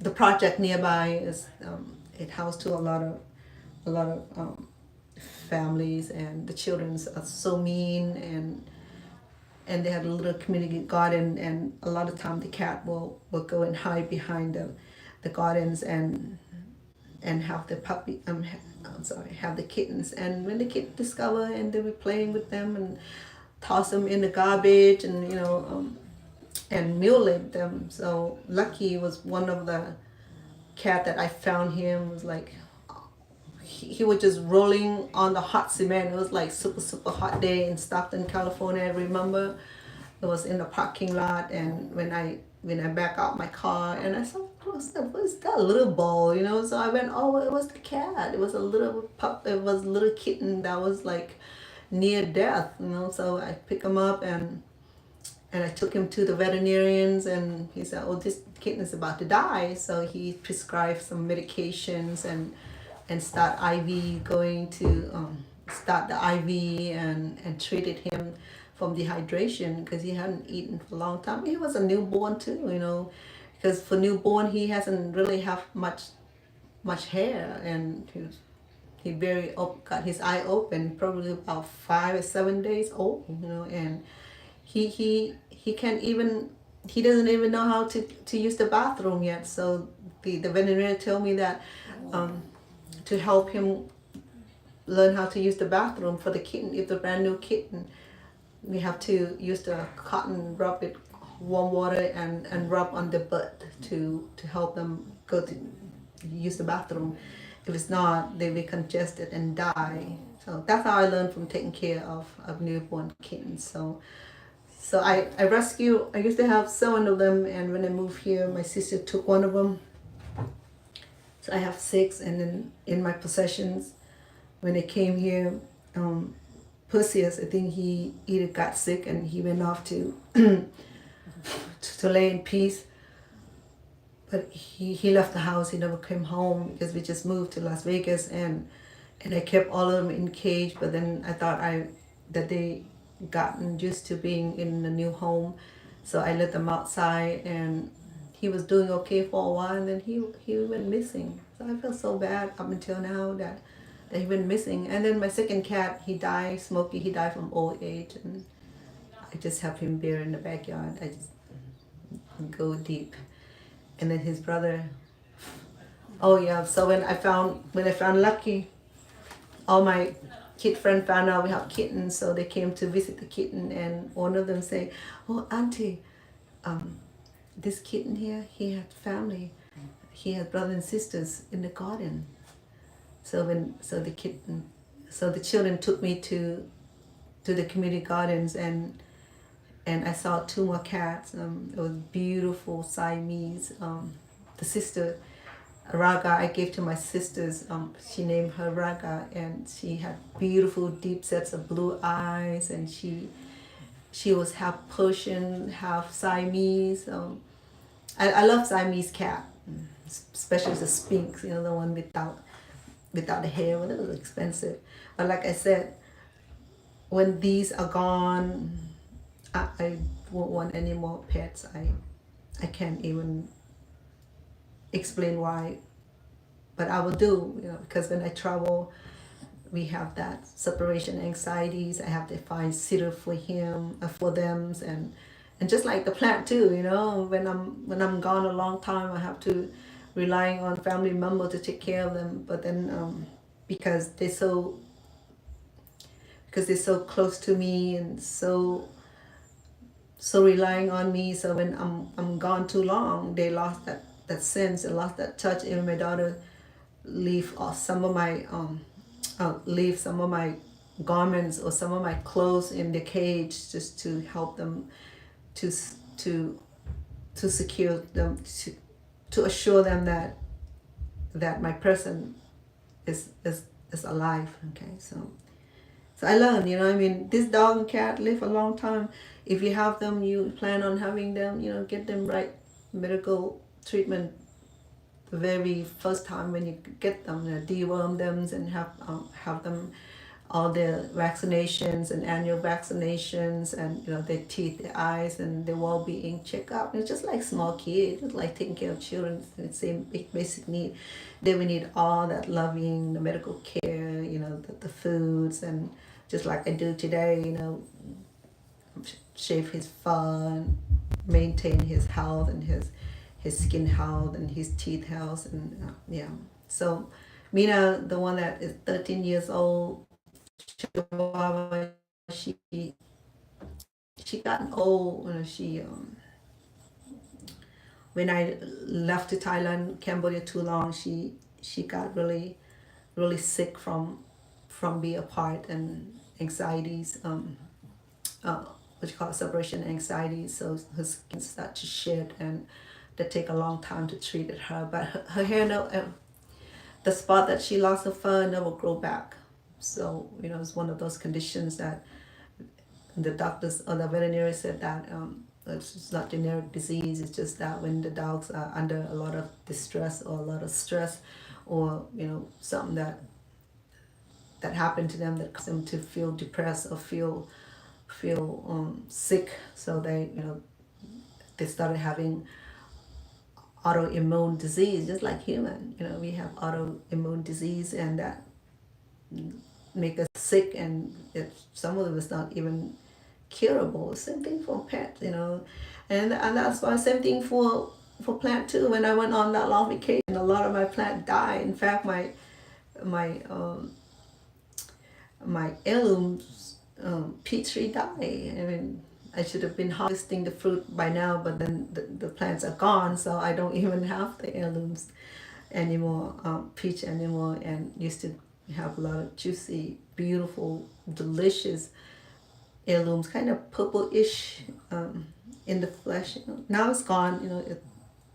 It's replaceable. I have a few peaches trees that we started from the seeds, and the one that I really hoping that one of the plant would be the Saturn peach. The Saturn peach, the round flat peaches. Those are really good, and they're expensive too. And I love white peaches over yellow peaches, and I think it has sweeter flavor to it. I mean, even to make cobbler or pie is still delicious. So maybe that's what we need to do.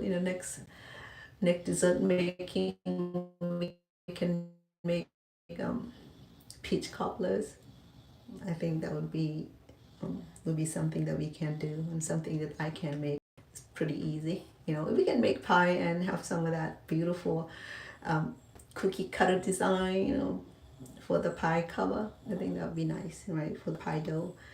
Yeah, so I think it would be fun. Okay, so today I just want to take a moment to take care of him, because I can't stand the way he's panting at night. It caused me to stay awake, because he goes all night. I mean, because he's trying to cool himself off. So by panting, I think I have to study how that really works, but it helped him stay cooler. Sometimes I spray mist water, and he didn't like that, and now he's comfortable because he just got his fur trims and got his treat. So I named him Toto because I remember the cute story from Wizard of Oz. That little dog and Dorothy was like in the land of Oz, and that's who he remind me of, is that Toto's in the land of Oz, with Dorothy on his side, and they take off into the adventure and met other tin can and the lions and the scarecrows, and went into the Emerald City and met the wizard, and so Toto remind me of that. Toto's in the character, say for that Toto had long fur. Well, he had long fur too, but then I like to keep him tie-dye because of the health and well-being. And that he's such a loving cat. I'm sorry, loving dog, and he get along well with the girls, but the girl Mina, she's just old and cranky, because she's an old lady, and she want her place in. She want her place, but then Mina, she's a lot younger in years, and Mina, the half pugs and Chihuahua, she's a little bit bigger than Mina and a little smaller than him. Not a little smaller, she's a lot smaller than him. She probably about 5 pounds, and Mina's only about 2 pounds, so she's small. She's not teacup, but she gained some weight over time, not too bad. So she's still about 2.5 pounds ish. That's it. She's still very small Chihuahua. She's aging in her eyes. She has cataract, and she lost her fangs. She lost her teeth, and she's still able to eat good. And she limp on her hind legs. And I don't know what happened. That occurred when the time that I I'm visiting with the grandkids in East Coast for 2 weeks and on Christmas when I come home, and that's what happened to her. But she's able to hop on her own, you know. She still liked me to touch her and hold her because she was the first dog, and I had her and I take her everywhere with me. I used to put her in the purse. I would go to the school site. I would go anywhere with her. So she does not like riding in the car. She get car sick. But Toto, he's cool. He doesn't get car sick, so I can take him on a long journey. But I brought them here for a long journey too. We drove 600-700 miles from California. Just my 3 dogs and 5 cats at the times, and 6 cats at a time. So I rented the big USV embark for Las Vegas. So it was my new home. During the lockdown, I came to Las Vegas on November of 2020. You know, when the lockdown was ordered and the working from home, remotely from home was intact. So there was allow me to bring job from California. So I was working remotely from state of California, from Las Vegas, serving the public, serving the community in San Joaquin County in Stockton, California, up until about over a year ago. That they summoned me to go back to California to work.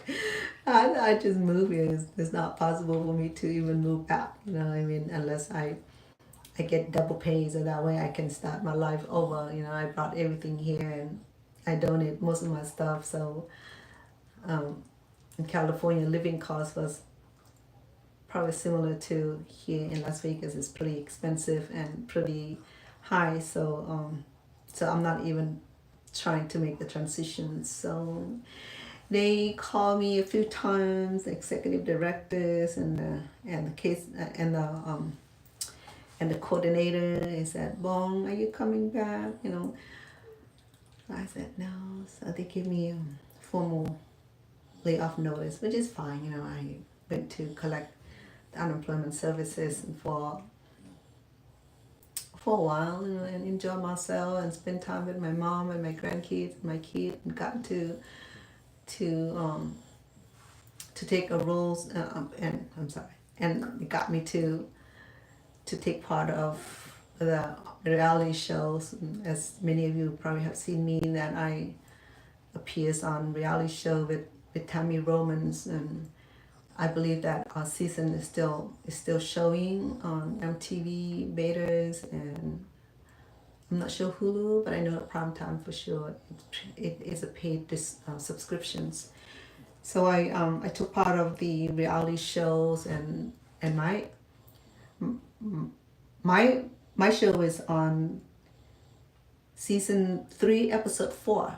Okay, make sure that tune in to reality show, relationship show with Tammy Romans if you are fans of reality shows, and yes, I'm on one of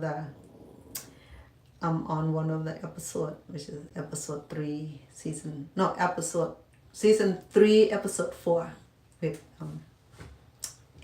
let me know how you feel about the shows, and we can talk about that if you like. You know, I mean, I went online, talk about it a few times in regard to relationships, and if we are in that type of predicament, what should we do? You know, if our life is in danger, if the romance die, or you being betrayal, or love is no longer there, and the trust are no longer there, what should you do? You know, some of us choose to make amends, some of us choose to leave, some of us choose to be depart and separate and go on with their own life. Some decide to stay in, even in the worst case, you know.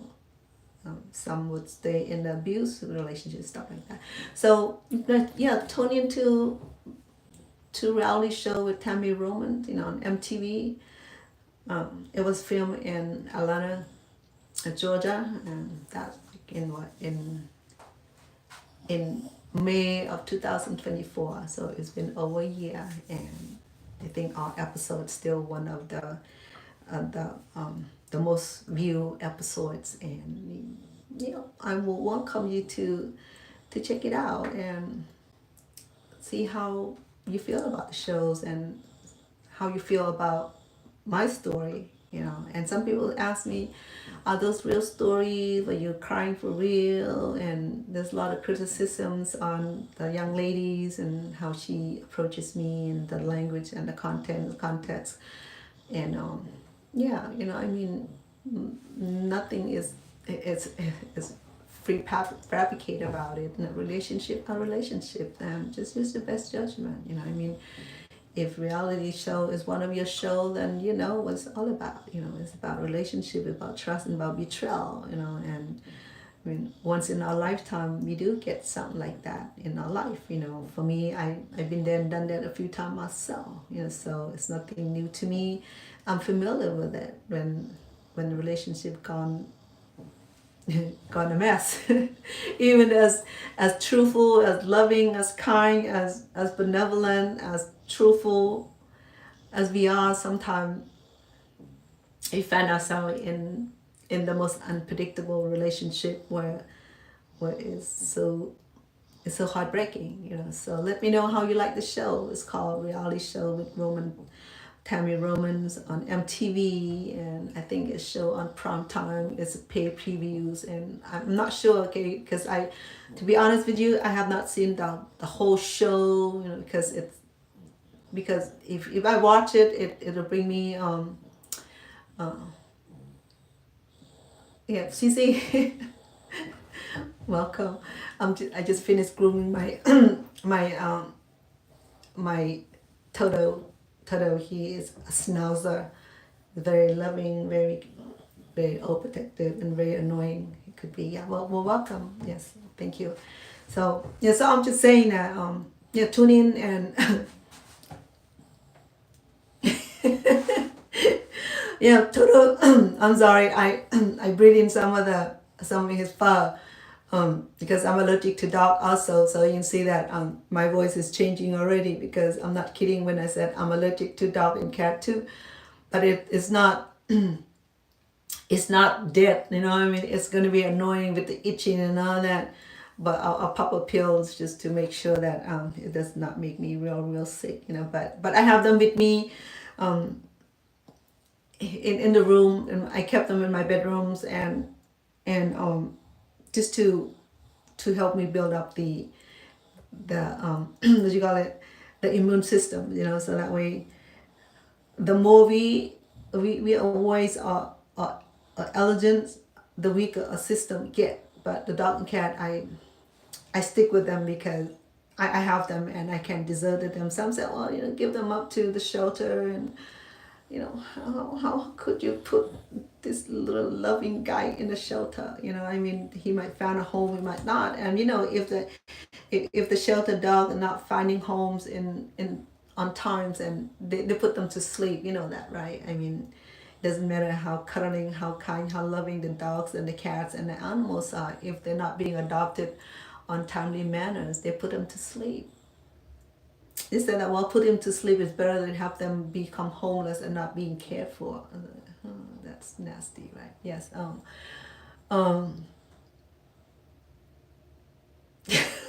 Thank you. You see that when I'm talking, you can hear that my voice change because animal pet allergies are severe. It can be lethal too. It depends on whether you're allergic to high allergy or low allergy. Mine is moderate. Okay, it's not. Mine is at number 1 and number 2 for dogs and cats, and for some of the food allergy, even it's number 4. When you diagnose with allergen, food allergen, any allergen at number 4, it's dangerous. Okay, it can unalive you if you don't take care on time. Yes, Cece. Yeah, thank you so much. Yes, but my heart is bigger than the allergies, so I took that much kiss. Thank you. I spent about an hour or so grooming him. I do that. That's why I get connect with the pet. Because that's how you show love. Because dogs and cat they love you differently. Cats they love you and want to be rubs against you, and they want to release their pheromone on you, and claim that's you. And for dog did the same thing, like him. He yesterday or this morning when my daughter came over, she got him out of the cage, and he was rubbing against her because she has a big dog, and she had a white German Shepherd, a really good looking dog. So so with that so he feel that she came from another dog, so he rubbed on her like he really wanted to mark her so badly. So thank you, Cece. Thank you. Damaged kids. Dog is something that I had dog for the last 13 years, and the reason that I didn't have dog for so long, because I'll tell you why. Okay. Yeah. Yeah. Thank you. Appreciate that too. Because dog. Dog love is it's better than human love sometimes. I remember when I'm coming home from a long distance or departure. When I come home, the dogs and the cat would greet me first before my grandkids, before my kids. I'm sorry, sometimes sometimes that happens. I'm not condemned anybody. I'm just speaking the facts that animals are so loving in a way. They just have that pure heart of love. They love us so real. They're so unconditional, so royalty. Yeah, yeah, I will. Thank you. Yeah. So Toto's I had Toto's in 2017. So he's been with me some time now, and I got him from a very poor condition. In fact, I rescued him, and he was just so loving. Schnauzer is a very loving dog, and everybody adores him and will take him or adopt him anytime. But the other two, my Chihuahua, they're barking too much, and the neighbors is tired of them, and my families are tired of them. But you know what? What can I do? They are my they're my kids. But they also become emotional support dog also. Like for example, he can feel he can feel that they can feel your emotion. Yes, schnauzers are very loving, very smart. Oh yeah, very smart. Yeah, when I take him for a walk, he be chuckle, he want to attack the neighbor's dog or the dog and walk across the street with German Shepherd. He don't even care, how big German Shepherd and Schnauzer, and he act like he's a hero dog. So he's cool and fine until he's around me, and then he become overprotected. And when he's overprotected is when he get annoying. So he just want to be out of your touch, and then he'll go attacking big dog. And when I take him to the park, it's just so difficult to contain him because he's little, but sometimes he can be very strong too. And then I have three of them, and they tangle me, and then and then I have my cat who like to jog also. He does his trick. He can he when I tell him to calm down, he did just like I did with him when I trim his fur. He will say when I tell him to calm down. When I ask him to trust me, because he doesn't like scissors. Sometimes when he moved too much, I draw blood in him, and he didn't like this. And he doesn't like buzzer either, because I think he had very sensitive hearing. So when I use buzzer, he's restless. I can't even shape his hair. So when I use this, it takes a little bit of time, but at least I can able to like look at him. He's like, so he get annoying because he doesn't like the buzzer. I think it hurt his ears. He make him, the noise make him, it makes him nervous. So what I do is that I spend a little bit of time and just clip it off for him. Okay. a little bit at a time. So it's, I got him very, very low, like number one cut. And so just like a military shave, so that this would last for what, another, until winter come. So during the winter, I would let the fur grow so that he doesn't need a sweater and jacket to keep him warm. But my other twos, I will make them sweaters, turtlenecks or whatever. I will crochet for them, and keep them warm when they go outside and in the house too. Chihuahua, they like to cover themselves. Yes.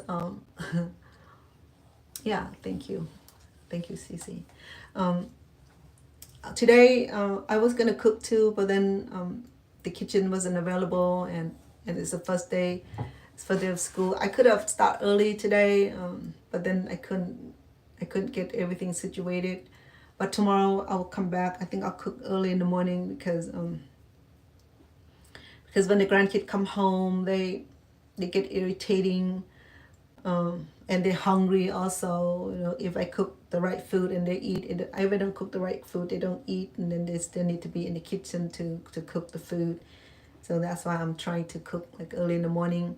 Well, not early in the morning, probably around 10:30, even 11 o'clock ish, or even at noontime. Because it takes about a couple hours to prepare cooking on live streaming. Even I try to prepare all the necessity to just do nothing but cooking. Sometimes I prepare ahead, but then still so many steps in cooking. Cooking is not like making hot dog or making bun. I mean, it does take time to cook meat, especially when you cook meat. Yes. Yeah, school start today for Las Vegas. Yeah, the district here in Las Vegas is already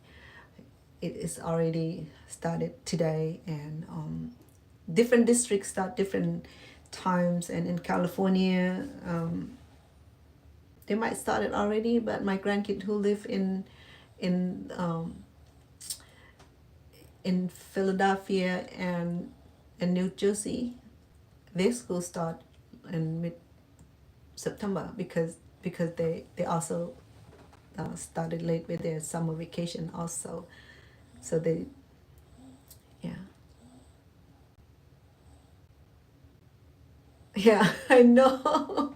It's interfering with Stone, but I, he does his and I do mine. Sometimes I'll check in with him because I'm trying to find the best time where everybody be available. If everybody's available, then I'm not available, and if I'm not available, then So I'm just coming on when I can to because doing live streaming is something that I just started doing. I used to do pre-recorded cooking show, and Stone already taught me how to do final cuts and do the editing professionally. So I'm very good with editing my own cooking show. But it's a lot of process though. Cooking show is not easy. Let me tell you why. Okay, first of all, have to spend money on it. Okay, want to spend money on it. When I spend money on it, then I have to prepare it. I have to clean. I have to clean before. I have to clean after. I have to make sure the kitchens is clean and representable and hygienic and all that. And then and the money spending on buying the food and the groceries and preparing, cleaning. It's a lot of work. A lot of people don't want to do cooking show. Even they do cooking show, they it's tiring. Well, then because I have love for cooking, so yeah, it does, Cece. Yeah, the cleaning itself, So when I cook at Stone Resident, he's spick and span. If I have one drop of oil on the wall, and he would like go after it. So so yeah, it's different environment. I understand that, but then yeah, cooking is not easy. It's not easy content. I'm telling you that, but you have to have really great love for cooking in order to be able to keep up with the cooking show, because it's costly. It depends what you're cooking, but grocery expensive anyway, even fruit and vegetable expensive, let alone the meat. Yes. Yeah, it is. It's a long show because if we cook meat, then a certain meat allowed it to cook, tenderize the meat or until the meat get tender. That can take some time for an hour and a half.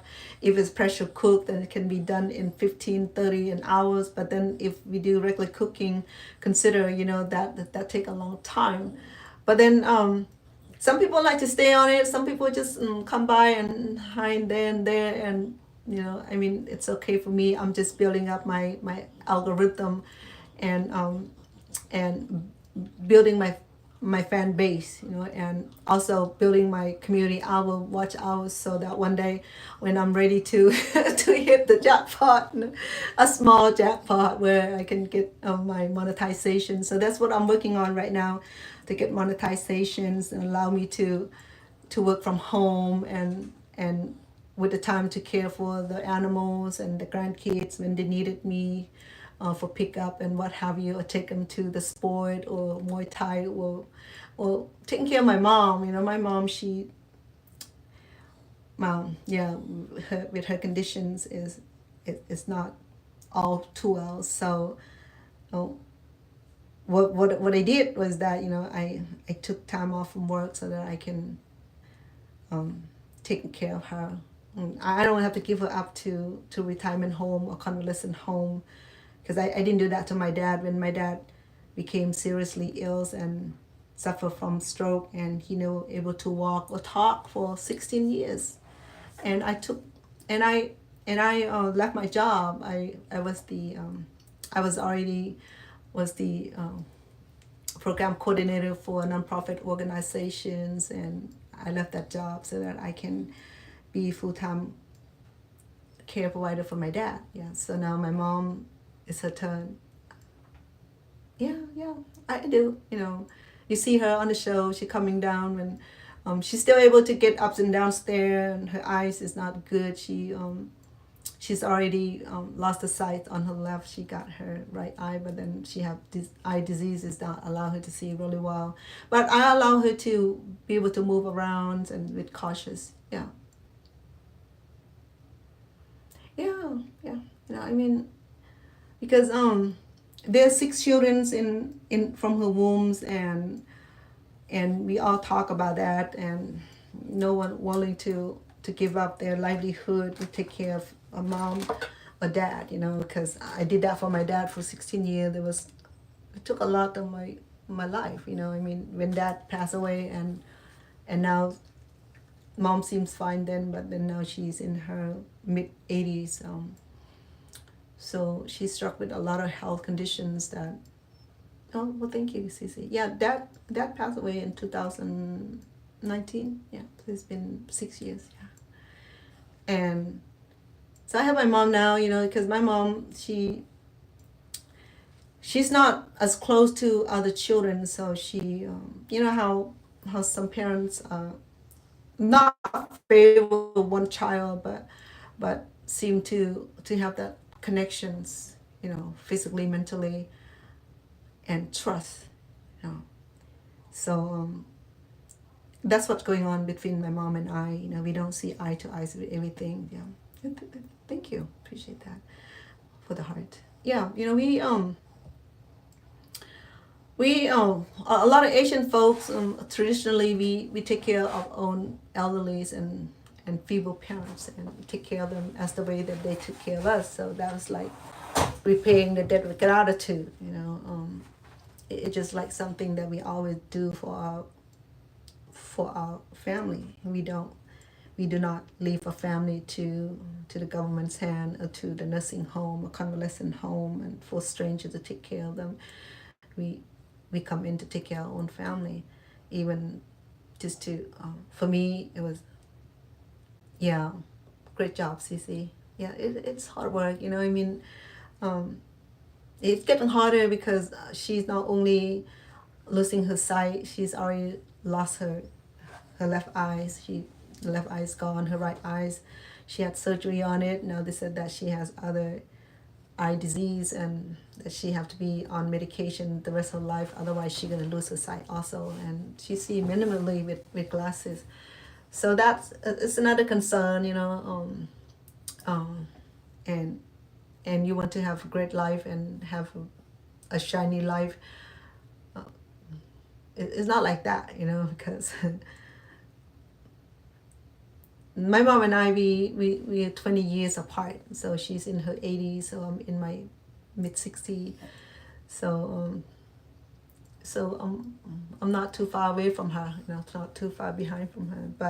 But because mom had taken so many illnesses, so she's just aging completely. Yeah, it's important that to keep her comfortable and alive and be cared of. Yeah, dangerous case. Yes, it is. It's major. So after my dad died, I went back to work and go back to the workforce and started working.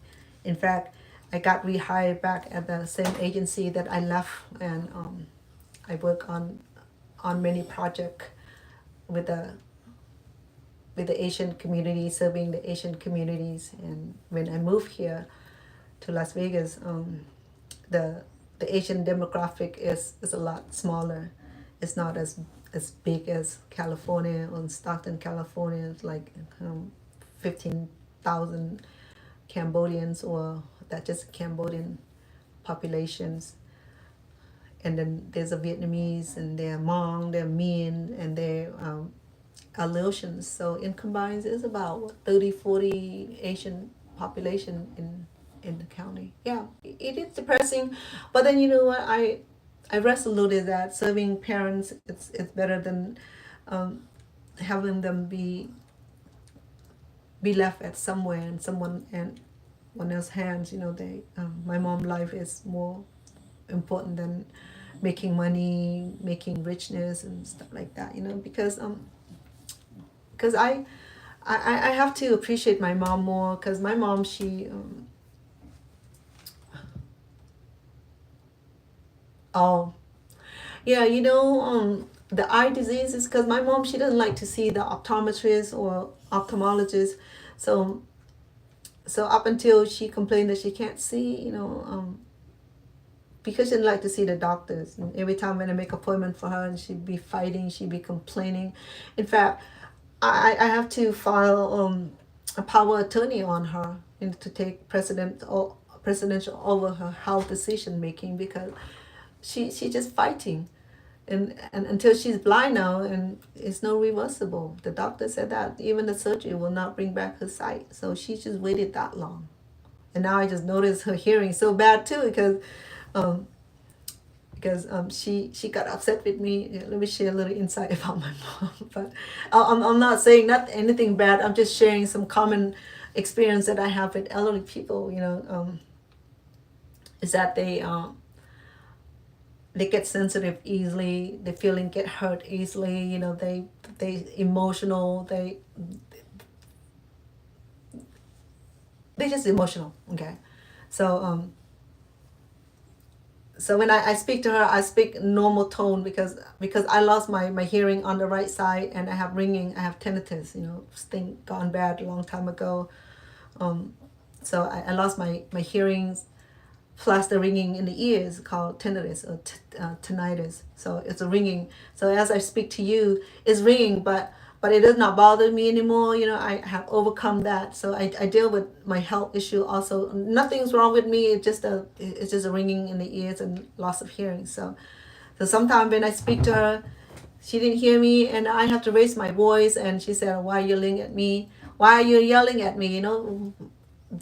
That narrative you ever heard of, when you speak in a normal tone, they don't hear you, and when you have to raise your voice, is that, "Why are you yelling at me?" Okay, basically that's what happened. So I didn't know that she had called my sisters and to complain about me talking loud or yell at her, because when I talked to her, she didn't hear me, so I have to raise my voice. So when I raised my voice, she got sensitive about it, so she called my family on me. And then a few weeks ago, when my sister was here, so she witnessed that when I talked to my mom, I asked her 3 times, "Mom, would you like to eat now? Mom, would you like to eat now?" So I repeat that 3 times. And my mom, she's just like, so and then my sister said, "Mom, did you hear what my sister just asking if you want to eat now? Said, oh yeah, I want to eat now. So why didn't you respond then? So she looked at me and said, so is this how you will be calling me complaining about my sister yelling at you? And while I'm sitting right here witnessing that you don't even respond to her when she talk to you in a normal tone. And then if she have to raise her voice and you be complaining that she yell at you, you don't want to eat my food. So so taking care of the parents are the blessing, but also it come with a little, with emotional boundary too. And because they got older, they get more sensitive, they get more depressed, they get more they get more belligerent, they get more combative, especially when their dementia is kicking in, when dementia is escalating. So they don't see that you right anymore. They see you're always wrong, whether it's like to be or not to be. It's a question. It's like a Romeo's a love line, where so my sister was just telling her that um, it's not nice for you to call us and complain about my sister. So far, no one is capable of taking care of you like she does. You chose to, um, you ask her to take care of you. You don't last with us. When you visited us, you don't last 2 days. You want to come home. We have to fly you home. You want to be there for a month, but after 10 days, you'll be calling her, I miss the home. Can you pick me up now? When she's mad at me, she wanted to just to go to my siblings in another state. And when I sent her, I get picked up 5 days later. She said, oh, I miss home. She didn't say she missed me, but she said miss home. So okay, if you miss the home, then the home is still here. The home not going nowhere. So stay longer. So I play her psychological mind. So what I do with my mom now is that when she get a little strange and weird, I will record the conversation because she will say, I didn't say that. So if she get a little irritating and say things that's not real or not true, so I recorded her. So sometimes I have to replay the video for her and say, I did not say that. I said, okay, listen to yourself.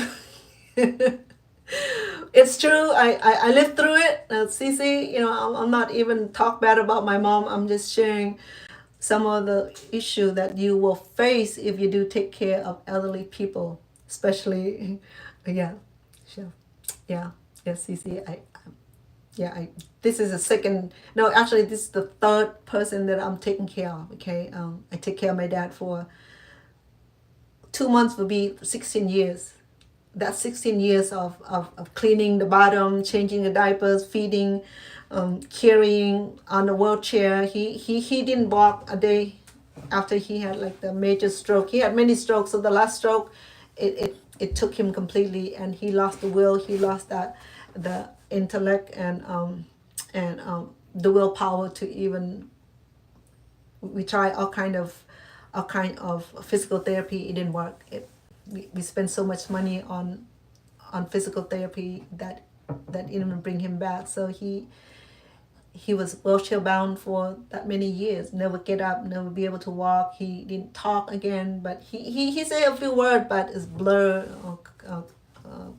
Yeah, it was, but then I took good care of him. He lasted for almost 16 years. Two years would be 16 years, and a lot of stroke patients don't live that long because people wouldn't be able to take care of them. But I took good care of my dad. I mean, and and and along with that, he developed dementia. And when his dementia become full blown, it was so difficult to take care of people, elderly and family members who have dementia. I mean, any kind of memory loss, any kinds of mental health condition is hard to take care of. They want it off, and they kick, they scream, they bite, they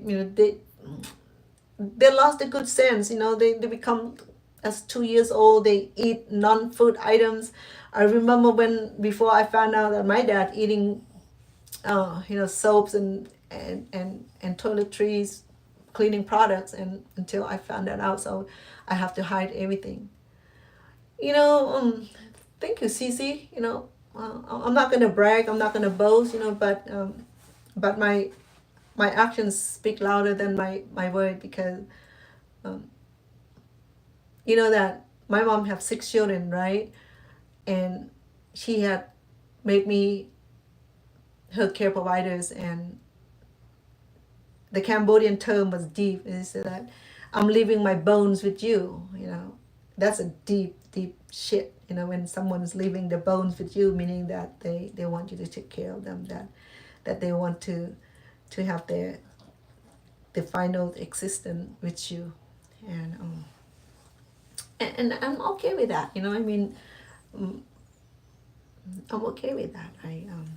I love doing that. You know, the state compensate very little. You know, but then you know I work and make money to take care of myself also. So that work well. You know, I mean, money is it's not everything. Money can can get you somewhere, can get you the thing you need, pay the rent, food and shelter and medical needs and gas and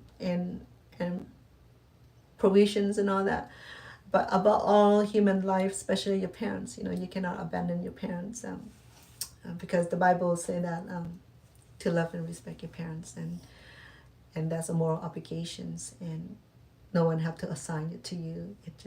It come in intuitively, because if I were to work taking care of all the community members, and I'm not taking care of my own mom, how does that justify my behavior? Okay, so I worked for the last 35-40 years in the communities as ambassadors, as community organizer, as community liaison, you know, because I speak the languages, so I just have been blessed to work in the communities where. Oh, you're in Texas? No, yeah, Texas is a great state. I've been to Texas. I have a few family members who live in Dallas and Houston. My former in-laws family. Yeah, it's true. You know. I mean, I'm not bad mouthing my mom. I'm just bringing some reality to to you, that if you are going to take care of family members, especially elderly parents, as that elderly parents can their intellect change, their emotional health change, their mental health change, and the physical and mental health change when they change, and it increase the chance of it increase the mobility, it increase the what you call it, the livelihood of the care providers, and that's why you found that a lot of people rather put their parent up in a convalescent home or retirement home or senior home, and just have the government taking care of the parents for you. But I just don't see my doing, you know, because my mom, I was saying that she's a very intelligent person. In fact, she was the first one to realize that something's gone wrong with Cambodia, and encouraged my dad to make an early escape. And it's sandstorm, yeah. So the weather and the air is pretty polluted, and we can't even see the mountain. Yeah. The the mother nature is fluctuated, and she's gone through her her cycle problem with thing.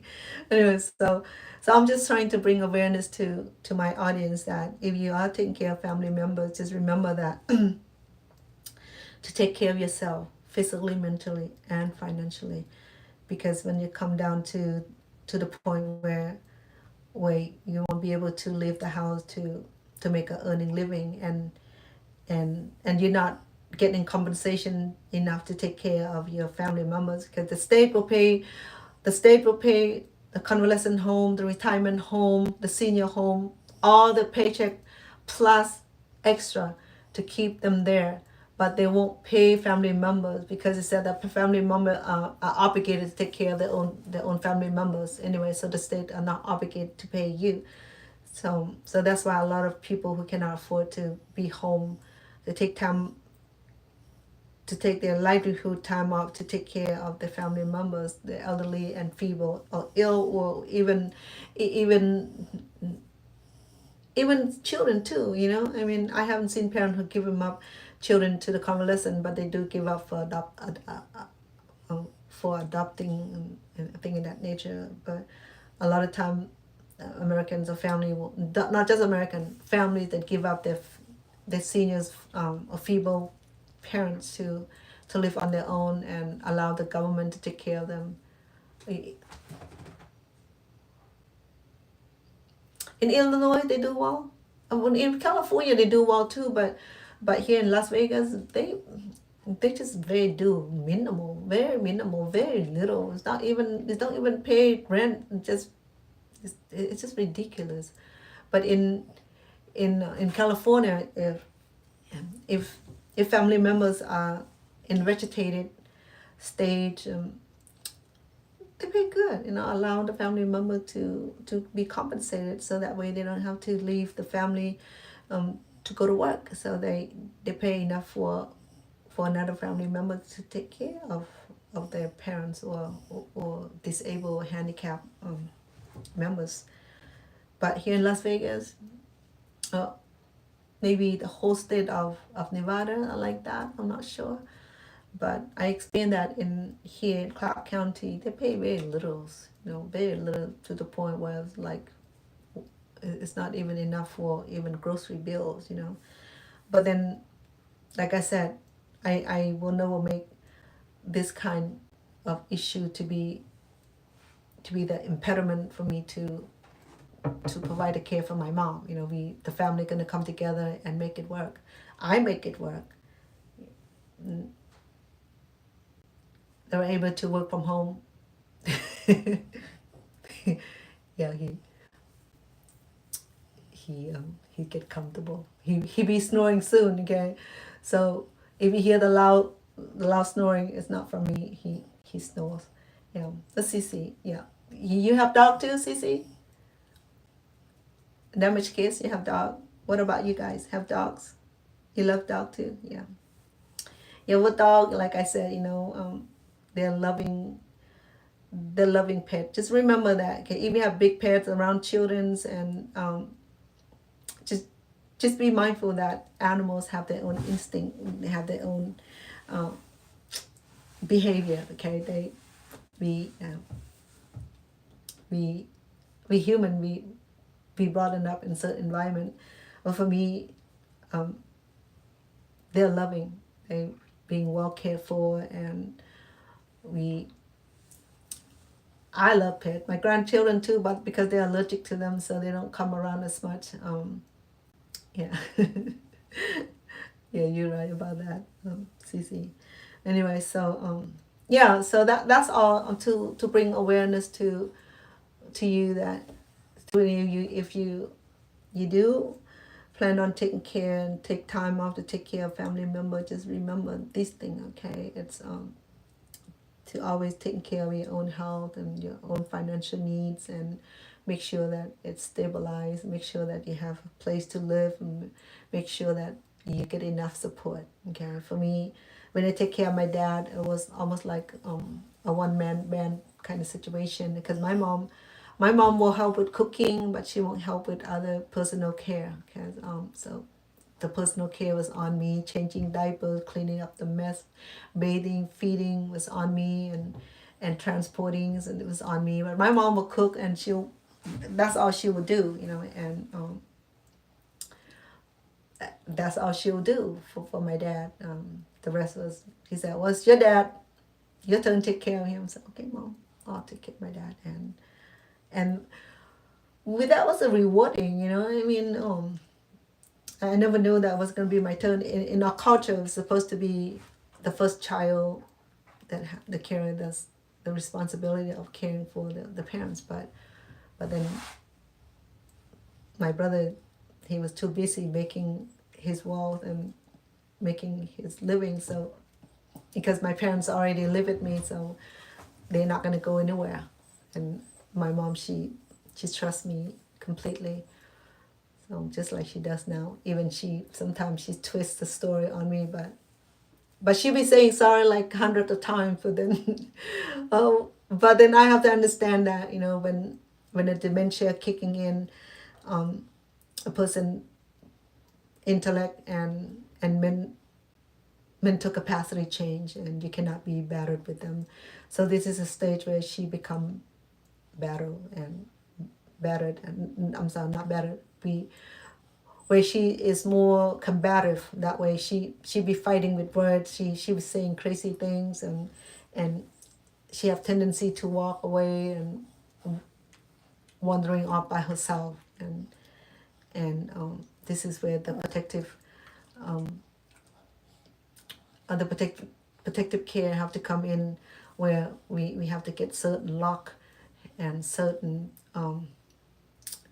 notification, if she decided to walk away, and she has that emergency button, just in case she falls, in case she does walk away. If she's lost, she can use the button if she remember to use the button. But fortunately, we don't have to do that with her. So I take her to shopping today. She wanted a little purse, and she got herself two small purse, and see, he's panting, and a backpack. She always got backpack. No, I mean, she so this is a time where, not the time, this is a stage where they started collecting and hoarding thing, when they're putting thing away, and they won't remember. Same thing, just last about a month ago, she had my daughter to buy a lot of toothpaste for her, and my daughter bought 4 toothpaste, and then a week later she asked me to do the same thing, so I bought 2 more tooth for her. And my daughter saw me doing it. I said, Mom, who toothpaste are for? I said, oh, it's for Grandma. I said, why does she want to buy more? I just bought her four tubes of toothpaste just a few days ago. I said, I don't know. So this is how you know that when elderly person who suffer from dementia, when they no longer remember the thing they do, or they do repeatedly, or they say things repeatedly, or they do things repeatedly, that means that they're reaching another level of their health declines. Okay, so I think dementia has different stages, and I think it's been, when they become more combative, is about stage 3 to stage 4, when they really lose their good sense and become combative because they feel insecure, and they no longer understand and comprehend certain communication, or certain signal, or certain sense, or certain smell, or certain taste anymore. Okay, so like now, Mom can eat hot peppers, she'd be choking, and food would go to different to the different channels, and she can get severely choking and make her sick. So that's why it's important that during the feeding you have to be paying attention. Also, if the person said she's done, do not force it. Okay, they may eat small, but encourage them to eat more often, and drink plenty of water. And my mom have tendency to suffer from blood infection. She has it like every other month, and that's because she forgotten to drink, or when reminded her, he said, I drink plenty, I drink water all day. So always have something smart remark to respond to, but then when that happened, I have to remember her condition, so that way it allowed me to deal with her effectively, so that way I don't feel like she's attacking me, or that she's being mean or anything like that. So I went to have my training on dementia, and here in Las Vegas, if you to provide care for a family member or elderly, they require the care provider to attend all kind of training, CPR, HIP, and all the elderly abuse, and all kind of medical training too. In other words, you have to be efficient, and be able to attend and pass with the certificate in order just to do care providing for family member. In California, it's a little different. I think other states have their own different in term of the program regulations and requirement and things like that. And California is more lenient, and they pay a lot more hours for family members who have acute health concerns, or even with a condition. Even in California, it'll be more hours. Yeah. You know, like I said, that's why a lot of people like to live in the state of California, because they have better human social service program. They pay a lot more. They seem to understand the need for the families. Certain states such as this here, they don't really care. If you can't take care of your own family member, then just allow the government to come in and take care of it. They said that take care of family member is not the government obligations, or it's a family obligation. So that's why they don't really care to even pay you enough. I mean, it's a training program, like CPR. You have to pass the CPR and your HIPAA training, and elderly adult abuse, and elderly protective services, and CPR, and a few other trainings. Yeah, it's important that we pass all that in order to even take care of family member. In California, as long as you pass the background check, the background check and the TB clearance, it's just like you in the medical school, just like you in the nursing home. It's the same way, except for that I'm not credentialed for the nursing home.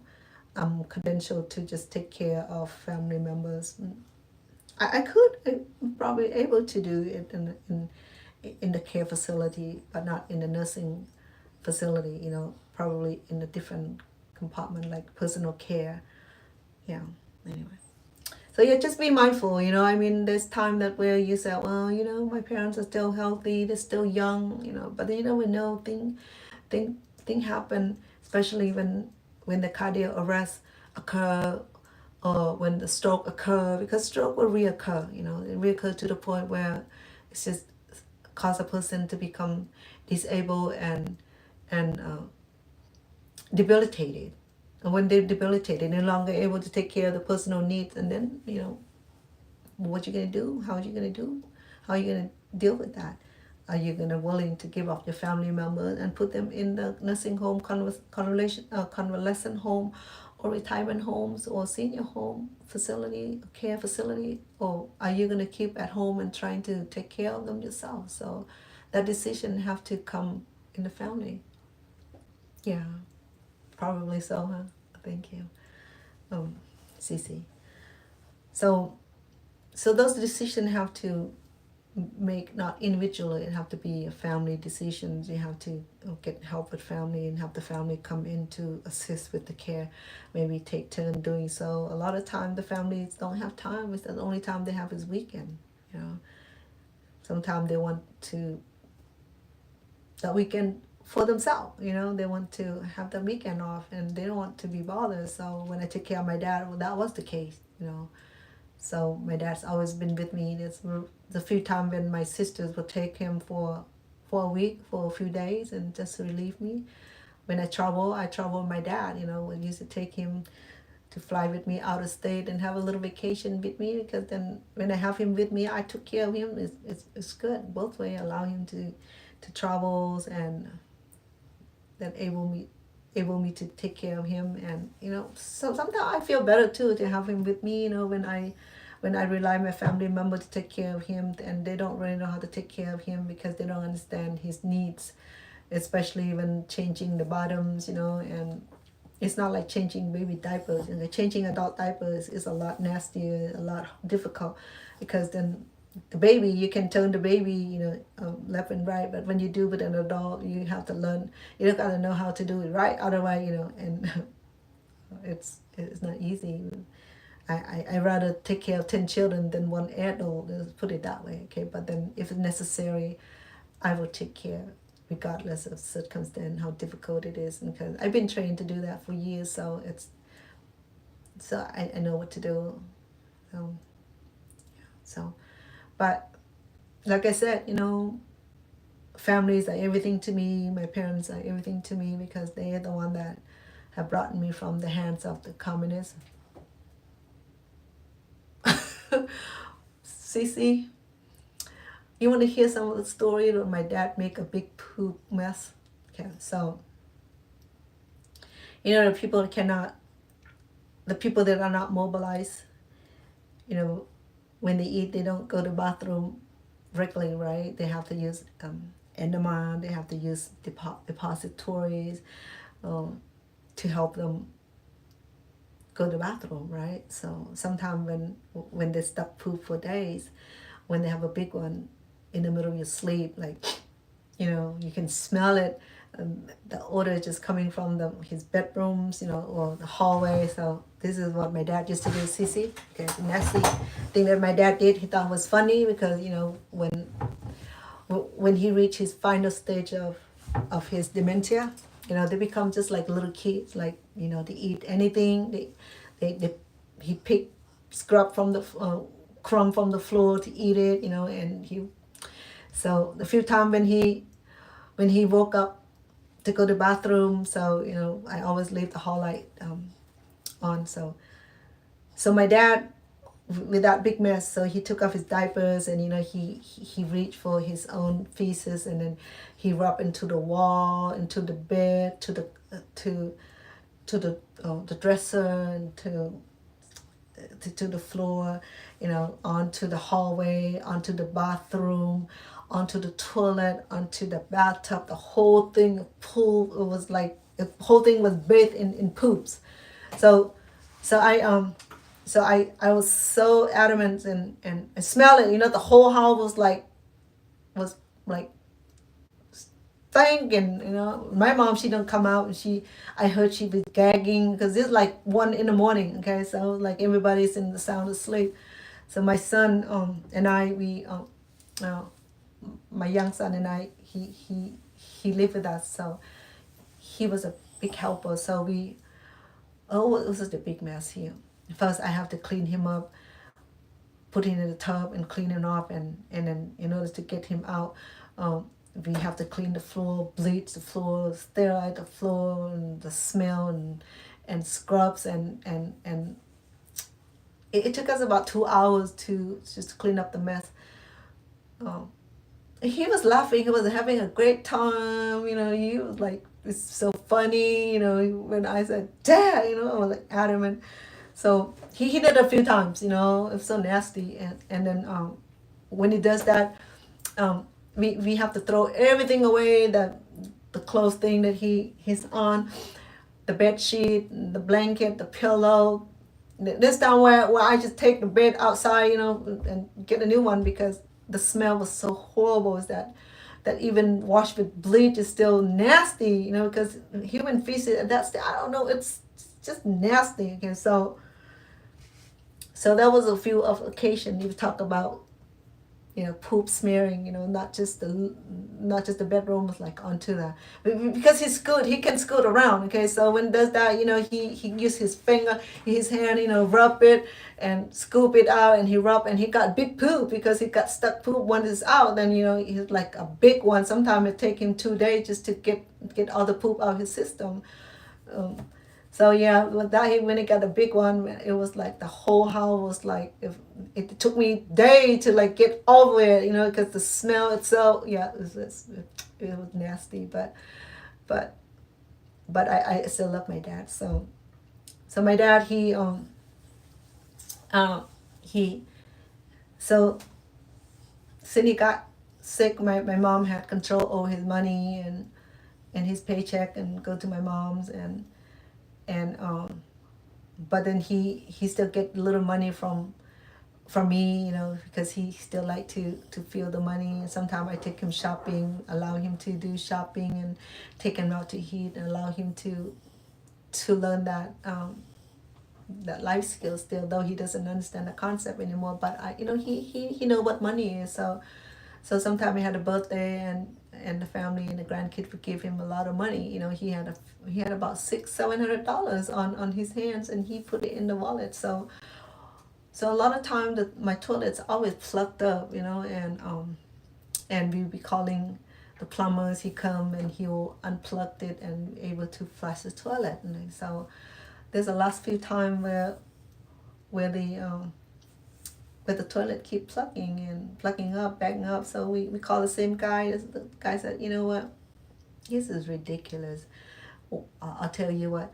I'll tell you what you need to get. Okay, go get the snake. He gave us the brand of snake that'd be good for the home use. So I went and get the snake. So the last few times that it was stuck, and the toilet plugged back up. So I snake it, and I pull it and back and forth, and able to get the toilet to work again. And then one time, I saw the money flow up. A $100 bill, $20 bill flow up in the toilet. I said, yay, I'm being paid for the work. So when I come to find out it was my dad money, he just lost his good sense. Because he won't let me keep it for him. He kept his own money, so he normally put it. He has a little wallet that he put his money in, and he put under his pillow, right? So he checked every day. He count on his money every day. So then I never be able to touch his money because he won't let me. So then when I snake the toilet and unplug the toilet, and the money flow up onto the toilet, and so I said, I was like, thank you, Lord. So when I come to find out it was my dad money that he flushed in the toilet. Okay, so all the monies are gone. And then the one thing happened that he flashed was his diamond ring. My mom had bought him one carat diamond ring. There was their wedding band. So he lost his diamond ring. We looked everywhere, So I think that he flashed in the toilet also. So yeah. So and then my mom he asked for the ring. Is that and he asked for the watch too. I don't know what happened to the watch, but he lost all the money too. But I retrieved just a few hundred back. The rest of the monies are gone, history. So yeah, so that's how I know why the toilet plugged up all the time. It's not from the stuck poop. It was from the money, and what else he put in there. A lot of toilet paper went in. So yeah, a lot of funny story, going on with taking care of elderly people who lost their good sense. But about all, I found it humorous because it have to make it humorous for me to survive through that time that I was taking care of them. Because if you don't find it humorous, then it can hurt your heart badly. And after my dad passed away, I just after the funeral, I couldn't get up. My body just become numb and was froze, and I have to get help because they said that my stress level is so high, and all through that time lifting my dad, because my dad had like a dead weight, because lifting from the floor, because I can't put him on the high bed because he keep falling off the bed. So I lower the bed. It just a spring, it just a pillow top that I allow him to sleep on, and to lift him from the pillow top from the floor onto the wheelchair. It was a lot of lifting. So I didn't realize that until like the very final approach where my body just give up totally. So I have to get some physical therapy in order for me to like have my back straightened and treatments and all. And every now and then my back can get really severely painful, and I have that's why I do yoga, because yoga help relieve some of that pain that caused me from years of lifting and carrying my dad. Because my dad, he's not a very big man. He was about 40 pounds, you know, and I'm only like 117 pound, 118 pound, and live someone that's is heavier than me, that not just 1 month or 1 year, it was almost 16 years, a long time, you know. I mean, I'm not complaining about it, but that was the truth. Okay, so, but he lived for that many years, you know. He lived to be about 84 years old, you know. That's like 16 years of carings, the whole personal care, you know. So I miss my dad.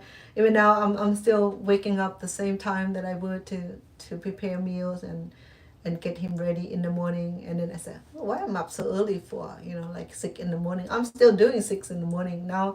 6 in the morning, I'll be out there doing yoga instead, because now I have to prepare food for my mom also. So that cycle is repeated. Yeah, and that's all it is. Start with trimming Toto's hair. Look at him, he's happy, sticking his tongue out, and he got his treat. And I'm gonna let him out. I think he need to be let out. So anyway, it's a good conversation. CC and Damaged Cases, thank you for your loving support. You've been great. Yes, it is. Thank you for being here always, and yeah. Thank you, CC, Damaged Case.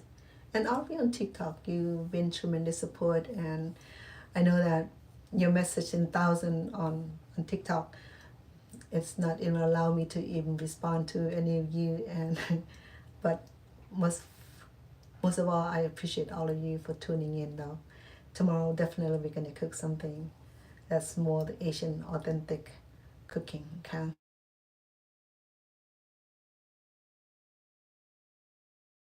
It's done, and love and respect all of you, and hope all the best in your families and in your neighbors and in the country where you're at. Okay. With love, respect. Good night and good morning to all of you. CC, Damaged Kiss. I'll see you again soon. Love, return. Thank you for the heart. Thank you, all of you, and good night.